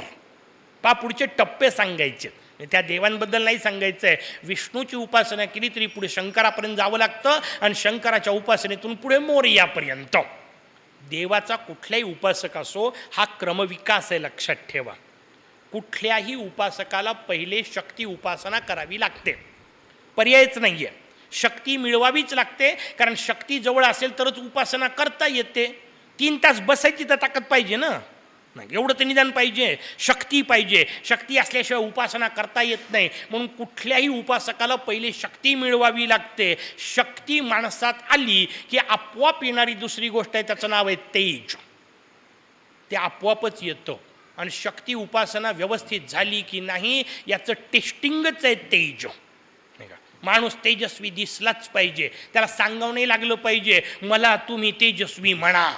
अरे म्हणा नाही, पाहिल्यावरच लक्षात आलं पाहिजे नाही का. स्वयमेव मृगेंद्रता, त्याला काय आयडेंटिटी कार्ड लागतं का सिंहाला नाही का. जंगलामध्ये गेल्यानंतर सिंहानी मी राजा आहे असं आय कार्ड दाखवलं, काही गरज नाही, तो उभा राहिला का राजा. तो जशी परिस्थिती असते तसं शक्ती आली की तेज येतं. तेज आलं की पुढचा प्रकार येतो व्यापकता. माणसामध्ये व्यापकता येते. म्हणून शक्ती उपासनेनंतर सूर्य उपासना आणि व्यापक झाला याचा अर्थ विष्णू उपासना. कारण विष्णूचा संबंधच व्यापकतेशी आहे. कितीही व्यापक झाला तरी शेवटी लक्षात येतं हे सगळं इथून तिथून निरर्थक आहे. हे कळणं याला म्हणतात शिव उपासना. बस मला उन्मोकळं व्हायचं नाही का, शेवटचा प्रकार. आणि मग ते भगवान शंकर शेवटी तारक मंत्र देतात. कोणता? मोरगावला जा. तारक मंत्र हाच नाही का. मोरगावला जा, मोरगावला गेला की मुक्त होशील नाही का. तो हिशोब आपल्याला भगवान शंकर सांगतात. म्हणून क्रमविकासाचा विषय सांगितला. तिथे भगवान शंकरांनी येऊन मार्कंडेयांना सांगितलं. भगवान विष्णू पण प्रगट झाले. दोघांना विनंती करण्यात आली मला माया दाखवा. मग तो विषय आपल्याला जो माहिती आहे सगळ्या पुराणातला, प्रचंड जल निर्माण झालं, त्यामध्ये वडाचं एक पान आलं, त्याच्यावर भगवान विष्णूंचं बालक रूप आलं. करारविंदे न पदारविंदम मुखारविंदे विनिवेशयंतम वटस्य पत्रस्य पुटे शयानम बालम मुकुंदम प्रणतोस्मि नित्यम. भागवतांनी मोठं सुंदर वर्णन त्याचं केलं. ते सगळं दृश्य मार्कंडेयांना दिसलं. मार्कंडेयांची माया दिसली. मग मार्कंडेयांच्या समोर नाना प्रकारचे उपदेश करण्यात आले. त्यामधले उपदेशाच्या रांगाच्या रांगा आहेत. कालगणना सांगण्यात आली जी आपण बोलताना सांगितली होती. कृतत्रेत द्वापार कली, त्या हिशोबामध्ये 1000 दिवसांचा ब्रह्मदेवाचा दिवस, तेवढीच ब्रह्मदेवांची रात्र. असे ब्रह्मदेव 100 वर्ष जगतात. त्याच्या पुढं सांगितलं असे ब्रह्मदेवाचे 100 वर्ष झाले की जगदंबेचा एक दिवस होतो. त्या हिशोबात जगदंबा 100 वर्ष, तसे जगदंबेचे 100 वर्ष झाले की भगवान विष्णू इकडून इकडं कूस बदलवतात. त्या हिशोबात भगवान विष्णू 100 वर्ष, तेवढं सगळे 100 वर्ष झाले की भगवान विष्णू शंकर भस्म लावून मोकळे होतात. इतके भगवान शंकर 100 वर्ष. आणि त्याच्या पुढं वेदांना विचारलं, म्हणे भगवान शंकरांचं जेव्हा 100 वर्ष होतात तेव्हा काय? वेद सांगतो आता याच्या पलीकडचं मलाही येत नाही. नेती नेती न इति न इति. आता याच्या पलीकडचं मी सांगू शकत नाही, कारण त्याच्या पलीकडे काळाचा विषय चालत नाही. कालगणना संपते. निमेषापासून सुरू केलं काळाचा सगळा हिशोब सांगितला. बाकीचं पाठकशास्त्री आपल्याला सांगतील, त्यांचा विषय ज्योतिषशास्त्र. निमेषापासून सुरुवात केली, महाप्रलयापर्यंतचा विषय सांगितला. सगळ्या गोष्टी आपल्याला मुद्गलांनी सांगितल्या, कालगणना सांगितली. त्यानंतर 4 आश्रम सांगितले, ब्रह्मचर्य, गृहस्थ, वानप्रस्थ, संन्यास. त्या प्रत्येक आश्रमात काय काय करायचं याच्या लंब्या चौढ्या सूची दिलेल्या आहेत. ह्या गोष्टी तेव्हा कराव्यात. 4 आश्रम सांगितले, ते 4 वर्ण सांगितले, ब्राह्मण, क्षत्रिय, वैश्य, शूद्र. कायम लक्षात ठेवा, या 4 वर्णाच्या जन्माशी संबंध नाही, म्हणजे पुराणांच्या हिशोबात नव्हता. नंतर लोकांनी काय केलं याला पुराणं जबाबदार नाहीत, ते पुराणांचा विषय नाही. लोक काय करतात ते तुम्ही बाहेरचं बाहेर पाहत बसा. पुराणकारांनी जे सांगितलं ते मी तुम्हाला सांगतो. 4 वर्ण हे वर्ण गुण आणि कर्मानुसार आहेत. माणूस जन्माला किती मोठ्या घरात आला तरी तो मोठा होत नाही. याचं सगळ्यात मोठं उत्तर रावण आहे. रावण जन्माने ब्राह्मण होता, पुलस्तीचा नातू होता, विश्रवांचा मुलगा होता. त्या रावणाला रामचंद्रांनी मारलं, तरी गावोगाव मंदिरं रामाचेच आहेत. रावणाला मारलं म्हणून ब्रह्महत्येचं पातक लागलं असं वर्णन नाही. रावण एवढा मोठा होता, एवढा विद्वान होता. ते विद्वानही समजून घेण्यासारखं आहे ना. 10 तोंड होते. आपली मोठी पंचायत आहे. आपल्याला मालिकावाल्यांनी वाट लावून टाकली पुराणांची. चित्रपटवाल्यांच्या हातात पुराण पडले आणि पुराणांचा चोथाच करून टाकलाय. 10 तोंड होते म्हटले की यार रांग दाखवते. असं काय डिस्कवरीवरचा प्राणी होता का रावण? झोपत कसा होता? आणि समजा कडेवर जायचं काम पडलं तर? मग आमचे कीर्तनकारी म्हणजे जरा सांगते नाही, म्हणजे त्यांनी पलंगाच्या शेजारी खंदक खोदला होता, कारण असा मान केली की खालचे 4 डोके खाली जायचे. काय बेकूफपणा आहे, काही सांगायचं नाही असं मूर्खासारखं. रावण अतिशय सुंदर होता, स्मार्ट होता, हँडसम होता. वाल्मिकी रामायणकार लिहितात, रावणो लोक सुंदर हा.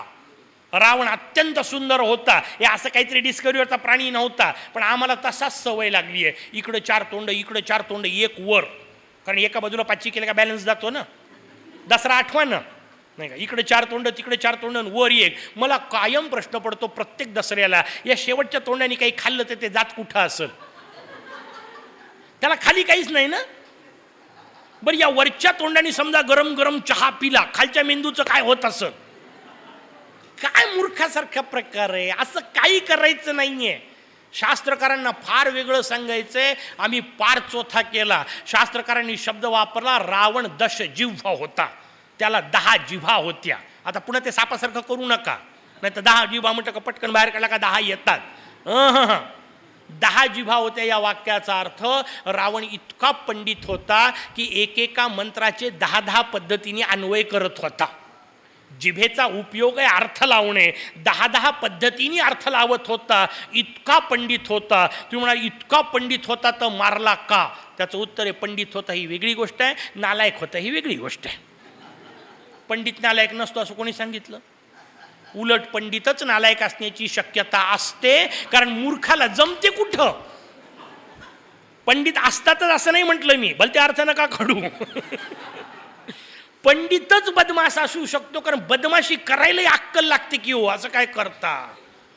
पण पंचायत आहे ती अक्कल वापरायची कुठं, ही अक्कल ज्याला नसते त्याला राक्षस म्हणतात. राक्षसांजवळही अक्कला असतात. नाही तर मला सांगा ना, अमेरिकेचं विमान अमेरिकेतून पळवायचं आणि अमेरिकेच्या गुप्तहेर यंत्रणेला पत्ता न लागू देता अमेरिकेच्या ट्विन टॉवरवर धडकवायचं, कमी अक्कल लागते?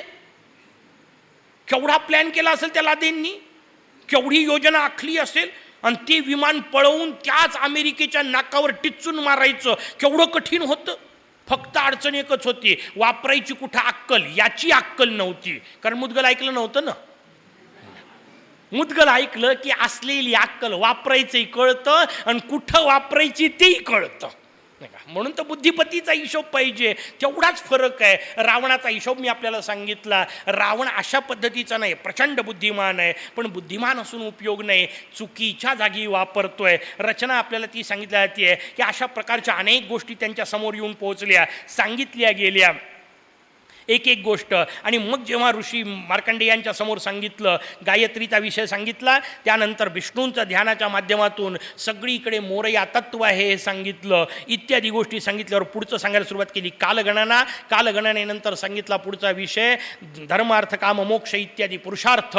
त्यानंतर ब्राह्मण क्षत्रिय वैश्य शूद्र म्हणून मी आपल्याला सांगत होतो, जन्मानी कुठेही येऊन उपयोग नाही, कर्मानी माणूस ब्राह्मण झाला पाहिजे. मग कर्मानुसार त्या गोष्टी बदलतात. असंख्य ऋषी आहेत आपल्याकडे जे जन्मानी ब्राह्मण नाही आहेत. भृशुंडींचं वर्णन कालच आपण पाहिलं, जन्मानी वेगळ्याच जागी आले, भृशुंडी महाराज कर्मानी मोठे झाले. तो कर्माचा विषय, चातुर्वर्ण्याचा विषय आपल्याकडे सांगितला. त्यामुळे 4 वर्ण जो डोक्यानी वापर करतो त्याला ब्राह्मण म्हणतात, जो खांद्याचा म्हणजे पराक्रमाचा वापर करतो, शक्तीचा वापर करून जगतो त्याला क्षत्रिय म्हणतात, जो बैठकीचा वापर करून जगतो त्याला वैश्य म्हणतात. मजबूत मांडी ठोकून बसायचं आणि गल्ला सांभाळायचा म्हटल्यावर, म्हणून बैठक ठेवून जगतो त्याला वैश्य म्हणतात. पाय याचा अर्थ जो फक्त शरीर श्रमावर जगतो त्याला शूद्र म्हणतात. त्याचा जन्माशी काही संबंध नाही, जन्मानुसार नाही कर्मानुसार. मग तुम्ही म्हणाल नंतर का आलं, त्याचं उत्तर आहे सातत्याने एकच एक गोष्ट केली की त्याचा सवय त्या शरीर संपत्तीला लागते आणि म्हणून मग पुढच्या गोष्टी आल्या, पण त्याचा धर्माशी संबंध नाही. हे व्यवस्थित समजून घेतलं पाहिजे. आणि जी गोष्ट धर्मात सांगितलीच नाही त्याच्याकरता धर्माला जर तुम्ही झोडपत असाल तर तुमच्या इतके बिंडोक कोणी नाही. आता दुसरं काय शब्द वापरू नाही. कुठल्याही रचनेमध्ये ही गोष्ट धर्माने सांगितलेलीच नाही, त्याच्यामुळे याच्याबद्दल काय करायचं याचं उत्तर धर्म देणार नाही. ती गणपतीच्या दिवसांमध्ये फोन येतात म्हणे, समजा ती प्लॅस्टर ऑफ पॅरिसची मूर्ती जी केलेली असते त्याला धर्मशास्त्रामध्ये काय म्हटलंय. म्हटलं धर्मशास्त्राने करायला सांगितलीच नाही, कारण धर्मशास्त्र प्लॅस्टर ऑफ पॅरिस शब्द वापरणारच नाही, कारण असले फालतू गोष्टी धर्मशास्त्रात नव्हत्याच. म्हटलं हे तयार करणेवाले मूर्तिकार त्यांच्या सोयी करता करतात, त्याच्याकरता धर्माच्या नावाने गळे काढायची गरज नाही. ते मूर्तिकारण तुम्ही आपापसात पाहत बसा, त्याचा धर्माशी संबंध नाही. धर्म आणि मृत्तिकेची मूर्ती सांगितली आहे, मातीचीच सांगितली, ती मातीचीच करायची आणि मातीची मूर्ती जलात विसर्जित करायची. पाण्याचं प्रदूषण होत नाही, प्रदूषण होत नाही. कुठं सांगितलं? प्रदूषणाचा धर्माशी संबंध नाही, प्रदूषणाचा व्यापाराशी संबंध आहे. त्याचं धर्माशी देणं घेणं लावायचं नाही. कुठली गोष्ट कुठं लावायची कळली पाहिजे. आणि धर्माने ज्या गोष्टी सांगितल्या त्यांनी प्रदूषण होत नाही. किती दुर्वाट टाकल्या, किती शमी फेकली, किती मंदार टाकले तरी पाण्याचं प्रदूषण होत नसतं. उलट याने पाणी शुद्धच होत असतं. कारण तुम्ही टाका की नका टाकू, जंगलातल्या हजारो झाडांचे कोट्यावधी पानं रोजच नदीत पडत होते, नदी प्रदूषित होत नव्हती. सगळेच पानं पडतच असतात. पानं फुलं पडल्याने नदी प्रदूषित होत नाही. पानं फुलांच्या ऐवजी रासायनिक कारखान्यांनी टाकलेल्या घाणीनी प्रदूषण होतं. ते सुधारवण्याची ताकद नसलेले निर्माल्याच्या नावाने बोंबलत फिरतात. प्रदूषण निर्माल्याने होत नाही, निर्माल्याने उलट शुद्धीकरण होतं. कारण त्या निर्माल्यातल्या घटकांनी जलचर जगत होते, आता जलचरच उरले नाहीत, पाणीच उरलं नाही. न बोललेलं वेगळा विषय. धर्मशास्त्राचा हिशोब मी आपल्यासमोर सांगितला. 4 वर्ण सांगितले, 4 आश्रम सांगितले, वेगवेगळ्या प्रकारचे त्यांचे कर्म सांगितले, स्त्री धर्म सांगितला. पंचायत आहे नाही का सांगावं म्हटलं तर मग बरेच दिवस राहायचं मला आणखीन नाही, कारण एकही लागू पडत नाही. अशी अवस्था दुर्दैवाने येऊन पोहोचली. स्त्री धर्म लागू पडते म्हणजे पुरुष लागतो असंही नाही आहे. पाप आणि पुण्यांच्या याद्या दिल्या, खूप दिल्या. किती सांगत बसू बरं. सांगितल्या समजा सगळे, कुठं लक्षात राहणार आहेत. मग चला सोपा हिशोब सांगतो, कशाला पाप म्हणायचं आणि कशाला पुण्य म्हणायचं. एक एक लक्षात राहण्यासारखा निकष सांगून टाकतो, म्हणजे सगळं त्याच्यात आलं. कशाला पाप म्हणायचं, शास्त्रकारांनी एक मस्त सोय लावून दिलेली आहे. जी गोष्ट मी केलेली इतरांनी पाहावी असं मला वाटतं त्याला पुण्य म्हणतात. मस्त निकष, 2च फक्त, काही गरज नाही बाकीच्यांची, सगळं आलं त्याच्यात. जी गोष्ट मी केलेली इतरांनी पाहावी असं मला वाटतं त्याला पुण्य असं म्हणतात. जी गोष्ट मी केलेली इतरांनी पाहू नये असं मला वाटतं त्याला पाप म्हणतात. संपला विषय. अख्खा खंड आला एका ह्याच्यात, नाही का. तेवढे 25-30 अध्याय सगळे बसवले एका वाक्यात. जी गोष्ट मी केलेली इतरांनी पाहावी असं वाटतं मला तुम्ही दूध आणून द्या, मी तुम्हा सगळ्यांना दाखवत दाखवत पितो, विचारत विचारत पितो, काय दूध घेता का, माहिती आहे नाही म्हणतो, पण तरी विचारतो काय दूध घेता का, काय दूध घेता का, काय दूध घेता का. दूध सगळ्यांना दाखवून मी पितो, कारण दूध पिणं पुण्य आहे. जर मी असं काही पित असेल की जे दार लावूनच प्यावं लागतं, त्याला पाप असं म्हणतात. ते काय हे सांगायची गरज आहे का? व्यासपीठावर नावसुद्धा घेऊ नये. जी गोष्ट मी केलेली इतरांनी पाहावी असं वाटतं, नाही का. स्त्रीच्या सोबत फिरणं पुण्य की पाप हो? आली की नाही पंचायत? भलताच विषय नुसताच विचारात गडबड होऊ शकते. स्त्रीच्या सोबत फिरणं पुण्य की पाप, याचं उत्तर आहे कोणती स्त्री ते विचारायला की नाही. नुसतंच कसं? एक स्त्रीच्या सोबत फिराय करता मी पत्रिका वाटू वाटू सगळ्यांना बोलावलं आणि सांगितलं उद्यापासून हिच्यासोबत फिरणार आहे. तिच्यासोबत मी फिरलेलं सगळ्यांनी पाहावं असं मला वाटतं, म्हणून तर लोकांना मी पत्रिका देऊ देऊ बोलावलं. त्याला पुण्य असं म्हणतात. आणि जिच्यासोबत समजा चुकून मी दिसलो तर बाकीच्यांनी पाहू नये मला असं वाटतं, त्याला पाप असं म्हणतात.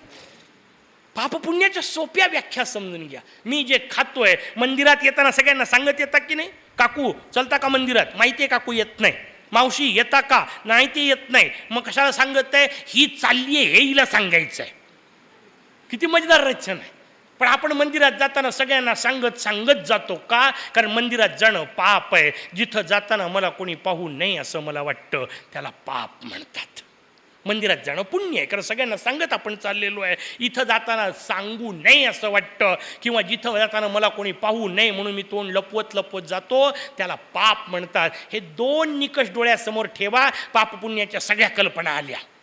बस मी पाहावं कोणी वाटत असेल तर पुण्य, मला पाहू नये कोणी वाटत असेल तर पाप. एका याच्यात सगळं येऊन पोचलं. सगळ्याच्या रचना आपल्याला सांगितल्या आणि सांगितलं एवढे नाही, बाकीच्या कथा सांगा. मग पुढच्या कथा सांगायला सुरुवात केली. सूर्यवंशाचे अनेक राज्य सांगितले. एकेका राज्यावर व्याख्यान मला घ्यावी असे आहेत हो. काय काय सांगू नका. ककुस्थ नावाचा राजा झाला. ऐकून नावं माहिती असते पाहिजे. भारताचा दिव्य इतिहास. ककू म्हणजे खांदा, त्याच्यावर स्थ म्हणजे बसला. हा राजा इंद्राच्या खांद्यावर बसून लढला. कारण इंद्रावर आक्रमण केलं राक्षसांनी. इंद्र भारताच्या राजाच्या मदतीला मागायला आला. भारताच्या राजाने सांगितलं लढेल, पण आजपर्यंत कोणीच वापरलं नाही असं वाहन वापरील. म्हणे कोणतं? म्हणे तुझ्या खांद्यावर बसून लढेल. इंद्राला गरज होती, काय करता नाही का, तुमचे 37 असले तरी चालेल, आम्ही खांद्यावर घेतो. कळलं आता तुम्हाला.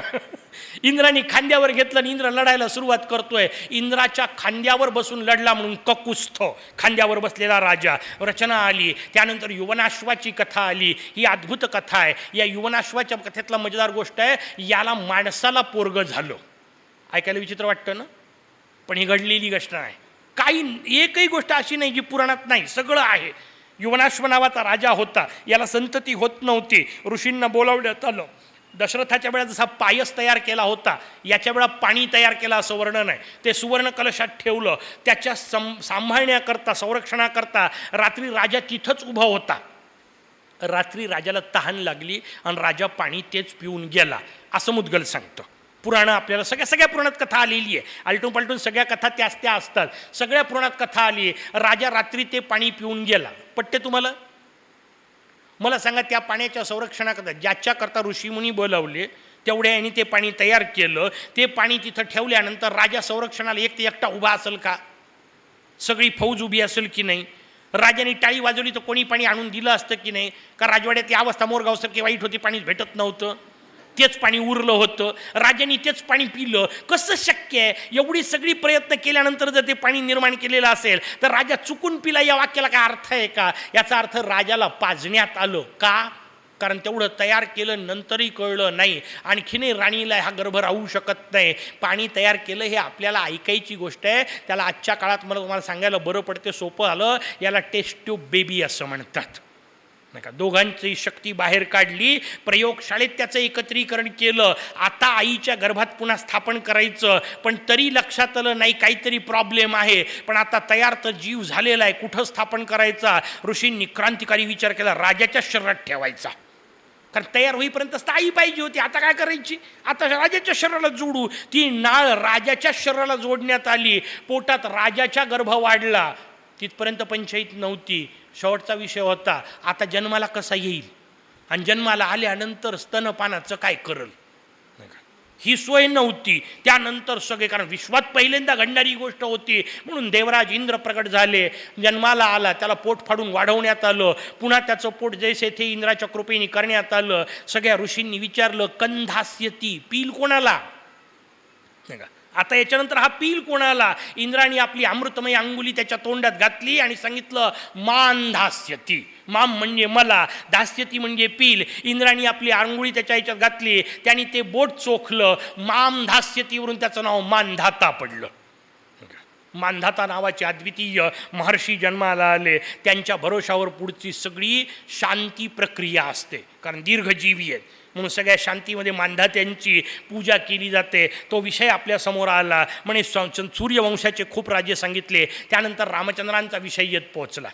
बाकीच्या मधले जाऊन सगळे आपल्याला माहिती असलेले किंवा नसतील माहिती, रामापेक्षा मोठा कोण होता म्हणून रामचंद्रांपर्यंतचा विषय आला. या रामचंद्रांना भगवान शंकरांनी गणेश उपासना सांगितली आणि भगवान रामचंद्रांनी विद्याधीशपुर नावाचं जे क्षेत्र आहे कर्नाटकमधलं सध्याचं, तिथे भगवान रामचंद्रांनी मांडलेले गणेश आपल्याला आजही पाहायला मिळतात. दक्षिणेत 3 जागी रामांनी मांडलेले गणेश आहेत. एक धनुष्कोटीच्या जवळ पाहायला मिळतं, त्याला त्या भागामध्ये तिरुवरुवलम असं म्हटलं जातं. त्या भागामध्ये विनायक वेल्लरू असं काहीतरी नाव विनायकाचं आहे. त्या भागात विनायकाची स्थापना केलेली आहे. त्यानंतर भगवंताचं तोंडी विनायक नावाचं एक स्थान दक्षिणेत आहे, तिथे रामचंद्रांनी मांडलेले गणेश आहेत. आणि तुमच्या माझ्या महाराष्ट्राचा विचार केला तर उस्मानाबाद जिल्ह्यात कळंब नावाचं ठिकाण आहे, तिथे भगवान रामचंद्रांनी मांडलेले हेरंब गणेश आहेत. या सगळीकडे त्याचं हेरंबच नाव आहे, कारण भगवान रामचंद्र हेरंब गणेशाचं स्मरण करतात. स्मरण भक्तीत श्रेष्ठ होते म्हणून पहिल्यांदा सांगितलं होतं, स्मरण हेरंबाचं करतात. हे रंब शब्दाचा अर्थ, हे शब्दाचा अर्थ दीन आणि रंब शब्दाचा अर्थ पालक. दीनांचं जो पालन करतो त्यांना हे रंब असं म्हणतात. हे रंब हे भगवंताचं एक सुंदर नाव त्या निमित्ताने आपल्यासमोर सांगितलं. स्वाभाविक दक्षाने विचारलं, हा सूर्यवंश तुम्ही फार मोठा सांगितला, जरा काही चंद्रवंशही सांगाल की नाही? मग चंद्रवंश सांगायला सुरुवात केली. चंद्रवंशाचं सुरुवात सांगताना बुधाचं चरित्र सांगितलं. हे बुधाचं चरित्र व्यवस्थित समजून घ्या. वेळ आपल्याजवळ मर्यादित असतो म्हणून सगळ्या कथा उलगडून नाही दाखवता येत, पण ही बुधाची कथा अजब आहे. देवगुरु बृहस्पती, त्यांची बायको तारा, या तारेवर म्हणे चंद्र भाळला. या चंद्राने देवगुरूंची बायको पळवली. त्या देवगुरूंच्या बायकोला चंद्रापासून जो मुलगा झाला त्याला बुध असं म्हणतात. देवगुरूंनी चंद्राला शाप दिला. चंद्र शुक्राकडे जाऊन पोचला, शुक्राचार्यांकडे, आणि शुक्राचार्यांनी त्याला मग त्याच्यातून सोडवलं. इत्यादी इत्यादी कथा आपल्याला येते. किती नावं आले? बृहस्पती एक नाव, तारा हे दुसरं नाव, चंद्र हे तिसरं नाव, शुक्र हे चौथं नाव आणि बुध हे 5वं नाव. हे 5च्या 5 नावं नुसतेच कथेत आहेत का हो? नाही, हे 5ही नावं आकाशात आहेत. काय मजेदार कथा आहे. हे 5ही आकाशातले ग्रहगोल आहेत, हे 5ही आकाशातले तेजोमंडल आहेत. म्हणून ही जी कथा ही नुसती तेवढ्यापुरती नाही. नाहीतर चंद्रासारखा एक देव बृहस्पतीच्या बायकोला पळवत बसला, या कथा सांगायला मुदगल रिकाम टेकडे नाही आहेत. त्या कथांच्या मागचे अर्थ समजून घेतले पाहिजे. प्रतिकात्मक कथा असतात. बृहस्पतींची बायको तारा कशावरून ओळखायची? बृहस्पतीचा अभ्यास करतायत ना. सगळे ऋषीमुनी जे आहेत ते अभ्यासक आहेत, ते गुरुचा अभ्यास करतायत. कुठल्याही गोष्टीचा अभ्यास करायचा असला तर पहिली महत्त्वाची गोष्ट असते, अभ्यासासाठी काहीतरी स्थिर तत्व पकडावं लागतं, त्याच्याशिवाय अभ्यास करता येत नाही. म्हणून स्थिर काय आहेत? त्यातल्या त्यात तारे स्थिर आहेत. म्हणून एक तारा पकडला, त्या ताऱ्याच्या हिशोबात गुरूंचं हलणं किती होतं म्हणून गुरूच्या गतीचा अभ्यास ते ऋषी करत बसलेत. गुरूंचा अभ्यास करता करता अचानक लक्षात आलं, तो तारा जो आहे तो गुरु त्या ताऱ्यापासून तर दूर गेले, पण त्या ताऱ्याच्या जवळ चंद्र आला. याला म्हणतात चंद्राने गुरुची बायको पळवली. इथं व्यक्तिगत बायकोचा संबंध नाही, कुठल्याही स्त्रीला पळवलेलं नाही. त्या ताऱ्याच्या जवळ चंद्र आला आणि त्या चंद्राचं निरीक्षण करतायत. ही घटना अमावास्येच्या आसपासची असली पाहिजे आणि नुकताच सूर्यास्त होऊन गेलेला आहे तेव्हाची असेल, किंवा ऋषीमुनींचा हिशोब असल्यामुळे सूर्योदयाच्या आधीची असेल. दोनपैकी कुठला तरी एक प्रकार, कारण बुध जास्तीत जास्त 28 अंश सरकणार ना, त्याच्या पलीकडे तो सरकणारच नाही. त्याच्यामुळे सूर्यास्तानंतर 1-1.5 तास किंवा सूर्योदयाच्या आधी 1-1.5 तास एवढ्यातच त्याचा अभ्यास शक्य आहे. म्हणून तो तारा पाहिला, त्याच्याजवळून गुरु पुढं गेले, तिथं चंद्र आला. त्या चंद्राचा अभ्यास करताना लक्षात आलं, चंद्र आणि तारा पाहता पाहता नवीन एक ग्रह त्या अभ्यासकांना दिसला. तो वास्तविक गुरु तिथं असतानाही असेल, पण चंद्र असताना तो दिसला, कारण तोपर्यंत बुध वर आलेला असेल म्हणून नवीन ग्रह दिसला. तर ऋषींनी सांगितलं हा नवीन तारेला पोरगा झाला. प्रॉब्लेम निर्माण झाला. कालपर्यंत तारा आपण बृहस्पतीची म्हणत होतो, आता चंद्र तिथं आहे. दोघांपैकी नेमका कोणाचा, चंद्राचा की गुरुचा? त्याच्यावर पुढं वाद झाला आणि वाद झाल्यानंतर सांगण्यात आलं नाही, बुध चंद्राचा. का? कारण बापाचे गुणधर्म पित्यात मुलामध्ये असतात आणि वस्तुस्थिती अशी आहे की बुधाचे आणि चंद्राचे गुणधर्म अनेक समान आहेत. त्यातला एक महत्त्वाचा गुण सांगतो, जशा चंद्राला कला असतात तशा बुधालाही कला असतात. म्हणून बुध कोणाचा? तर गुरुचा नाही, चंद्राचा. त्याच्यामुळे हे आकाश निरीक्षणाचं जे वर्णन आहे ते आपल्याला कथेच्या रूपात सांगितलं. हा बुध जन्माला आला. या बुधाच्या सोबत आणखीन एक गोष्ट झाली. एक राजा सुद्युम्न नावाचा होता. तो फिरत फिरत जंगलात निघाला आणि अचानक एका जंगलात गेला आणि एक अद्भुत गोष्ट घडली. हा राजा जागच्या जागी स्त्री झाला. सगळ्याच ऋषींना तुमच्या डोक्यातला प्रश्न पडला, असं कुठं होत असतं का? राजा एका जंगलात गेला, स्त्री कसा झाला? ऋषींनी प्रश्न विचारला. महर्षींनी सांगायला सुरुवात केली. महर्षी म्हणतात त्या जंगलामध्ये भगवान शंकरांनी शाप देऊन ठेवला होता.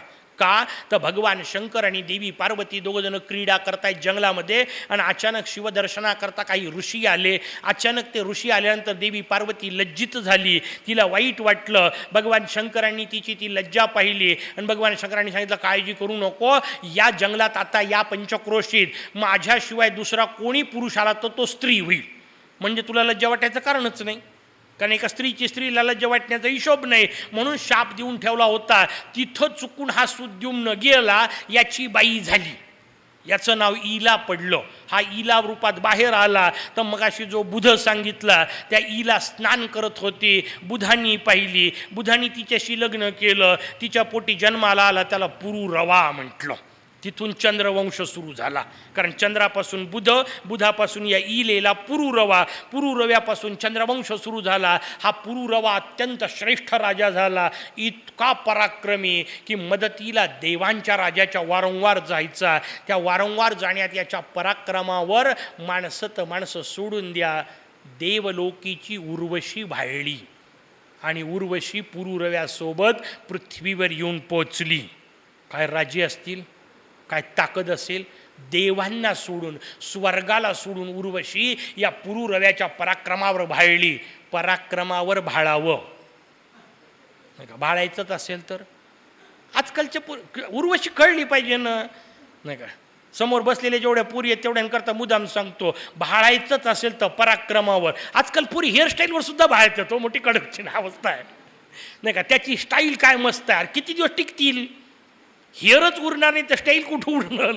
पण कशाच्याही मागं लागतात. मोहात कशाच्या पडायचं तेही कळलं पाहिजे. पण त्या पुरुरव्याच्या तिथे उर्वशी येऊन पोहोचली. मात्र उर्वशीने अट घातली होती, माझ्यासोबत 2 माझे लाडके मेंढे आहेत, ते मेंढे तू पाळायचे, यांना काही होता उपयोगी नाही आणि मला शरीर सुखाव्यतिरिक्त इतर वेळा तुझं नग्न शरीर दिसता उपयोगी नाही.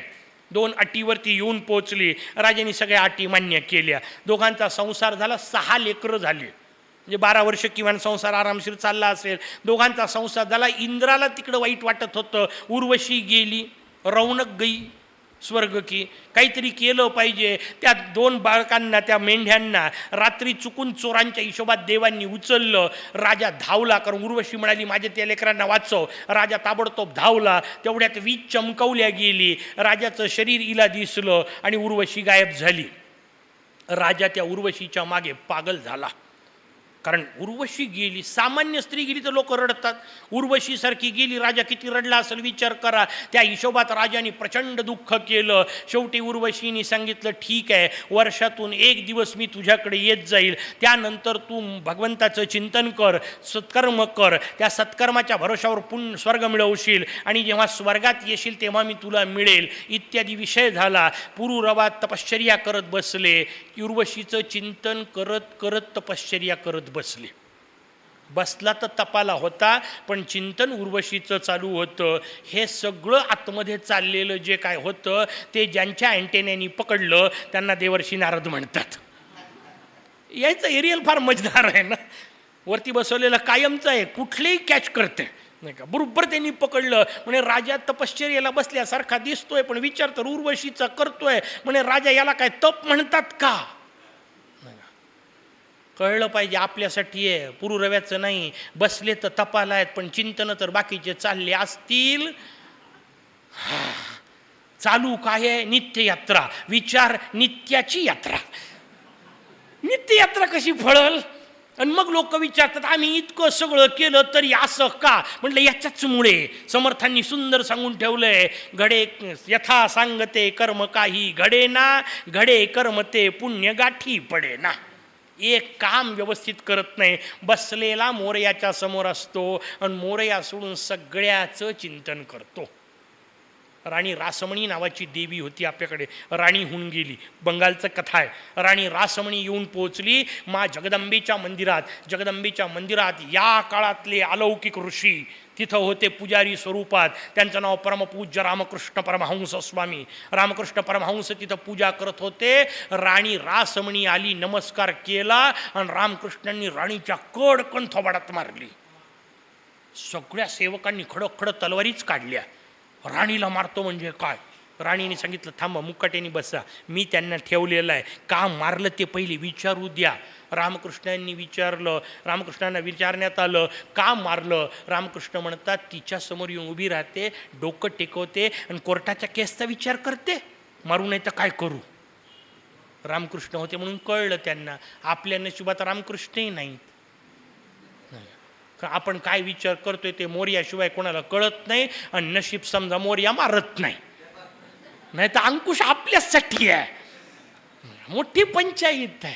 तिथं बसून जातो, तिथं डोकं टेकवतो, तिथं बसून व्यवहारातल्या गोष्टी डोक्यात चालत असतील तर काही उपयोग नाही आहे. सगळं वाया चाललंय आणि म्हणून फळं मिळत नाही आहेत. काय मागायचं, काय मागायचं नाही. मागूनच मागायचं असेल तर एकच, भृशुंडी महाराजांनी मागितलं तसं, तुझ्या भक्तीशिवाय दुसरं काही नको, बाकी काही मागायचं नाहीये. उरलेलं काही मागणं. आणि कायम लक्षात ठेवा, मोरयाला किंवा कुठल्याही देवाला मंदिरात जाऊन मोरयाला काही मागणे हा मोरयाचा अपमान आहे. नाही आहे? बिलकुल अपमान आहे. कारण मोरया सर्वज्ञ आहे असं म्हणताना, त्याला सगळं कळते असं म्हणताना, मग त्याला जर सगळं कळत असेल तर तुम्हाला काय द्यायचं हे त्याला कळतं की नाही? आणि तरी जाऊन जर त्याला सांगत असाल मला हे हे दे, याचा अर्थ तुला कळत नाही हे अंडरलाईन करता की नाही? हा अपमान आहे की नाही? नशीब समजा पाहत नाही. फार बरं आहे, त्यांनी पाहिलं, पाहून घेईल. मी पुन्हा पुन्हा सांगत असतो, चुकून भानगडीत पडू नका, काही मागू नका. येत जाण, डोकं टेकवत जा. पुन्हा एकदा येऊ दिलं एवढ्याच करता. मागून मागायचं असेल तर भैरव राजाला एकच मागणी मागायची, मयूर क्षेत्र त्यागश्च कदापि न भवेंद्रुणाम. भले मी पृथ्वीच्या पाठीवर कुठेही असो, मनानी मोरगावात असलो पाहिजे. बाहेर राहून मनानी मोरगावात असलं पाहिजे. मोरगावात राहून मनानी बाहेर राहिलं तर कसं जमायचं? नेमकं कळलं पाहिजे. पुरुरव्याला देवर्षी नारदांनी ते सांगितलं. देवर्षी नारद पुरुरव्याला सांगतात, अरे एक समजून घे, बाहेर सिद्धी असली पाहिजे आणि आतमध्ये बुद्धी. काय वर्णन आहे हो! एका वाक्यात नारदांनी अख्खं तत्वज्ञान सांगून टाकलं. नारद म्हणतात बाहेर सिद्धी असली पाहिजे आणि आतमध्ये बुद्धी. आपलं नेमकं उलटं चाललंय. आपण बाहेर बुद्धी दाखवतो आणि आतमध्ये सिद्धी नाही आहे. सगळ्या जगाला सांगता मी किती शहाणा, मी किती शहाणी, मी किती बुद्धिमान, मी किती बुद्धिमती, माझे निर्णय किती अप्रतिम, मी किती विचार करतो. बाहेर आपण बुद्धीचा गोंधळ घालतो आणि इथं सगळी सिद्धी बसून आहे. हे पाहिजे, ते पाहिजे, ते पाहिजे, ते पाहिजे. आतमध्ये सिद्धी आणि बाहेर बुद्धी. आपला उलटा गोंधळाचा भाग आहे. नारद सांगतात सिद्धी बाहेर असली पाहिजे आणि आत बुद्धी असली पाहिजे. सिद्धी बाहेर याचा अर्थ जगात सगळं मिळवता आलं पाहिजे, आणि आतमध्ये बुद्धी याचा अर्थ हे सगळं मिळवलं तरी हे काही कामाचं नाही, हे आतमध्ये कळलं पाहिजे. त्याच्याकरता सुंदर श्लोक सांगितला तुमच्या माझ्या सुभाषितकारांनी. धनानी भूमौ पशवश्च गोष्ठे भार्या गृहद्वारी जनस्मशाने देहश्चितायाम परलोकमार्गे कर्मानुगो गच्छति जीवैकः. सगळं इथंच राहणार आहे. मिळवू नका असं नाही, सगळं मिळवा. कारण वारंवार सांगतोय त्यागाची गोष्ट त्यांनीच करावी ज्याच्याजवळ आहे. नाहीच त्याच्याजवळ त्यांनी काय त्यागाच्या गोष्टी करायच्या. सगळं मिळवायचं पण लक्षात ठेवायचं धन आणि भूमौ. सगळा पैसा जमिनीतच राहणार आहे. पूर्वीचा कायचं सुभाषित आहे म्हणून त्यांनी भूमौ केला. आपण बदलवून टाकू धन आणि बँकौ.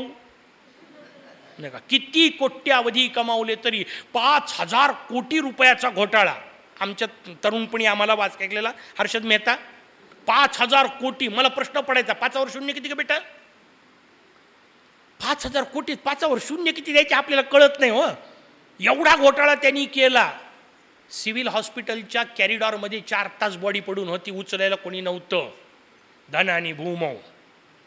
केवढाही पैसा असला तरी कामी येत नाही. वरून 1 रुपया टेकवतात शेवटी त्याला सांगाय करता येत नाही तुझ्यासोबत, नाही का, दाखवाय करता, नाही का.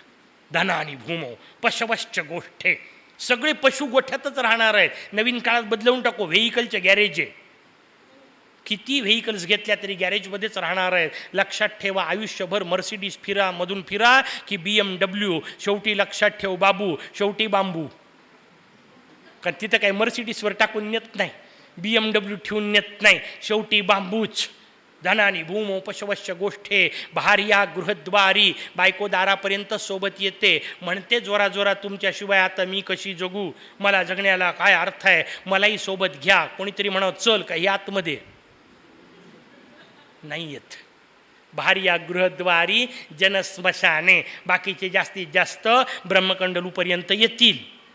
बाकीच्यांचं सोडून द्या. ज्याला येता जाता 24 तास आपला आपला म्हणून चोंबाळला तो हा देहसुद्धा चितेपर्यंत सोबत येणार आहे. त्याच्या पलीकडं हा देह येत नाही. बाकीच्याचं काय घेऊन बसले मग पुढं काय येतं त्याचं उत्तर आहे केलेल्या नित्ययात्रांद्वारे यात्राच फक्त येतात.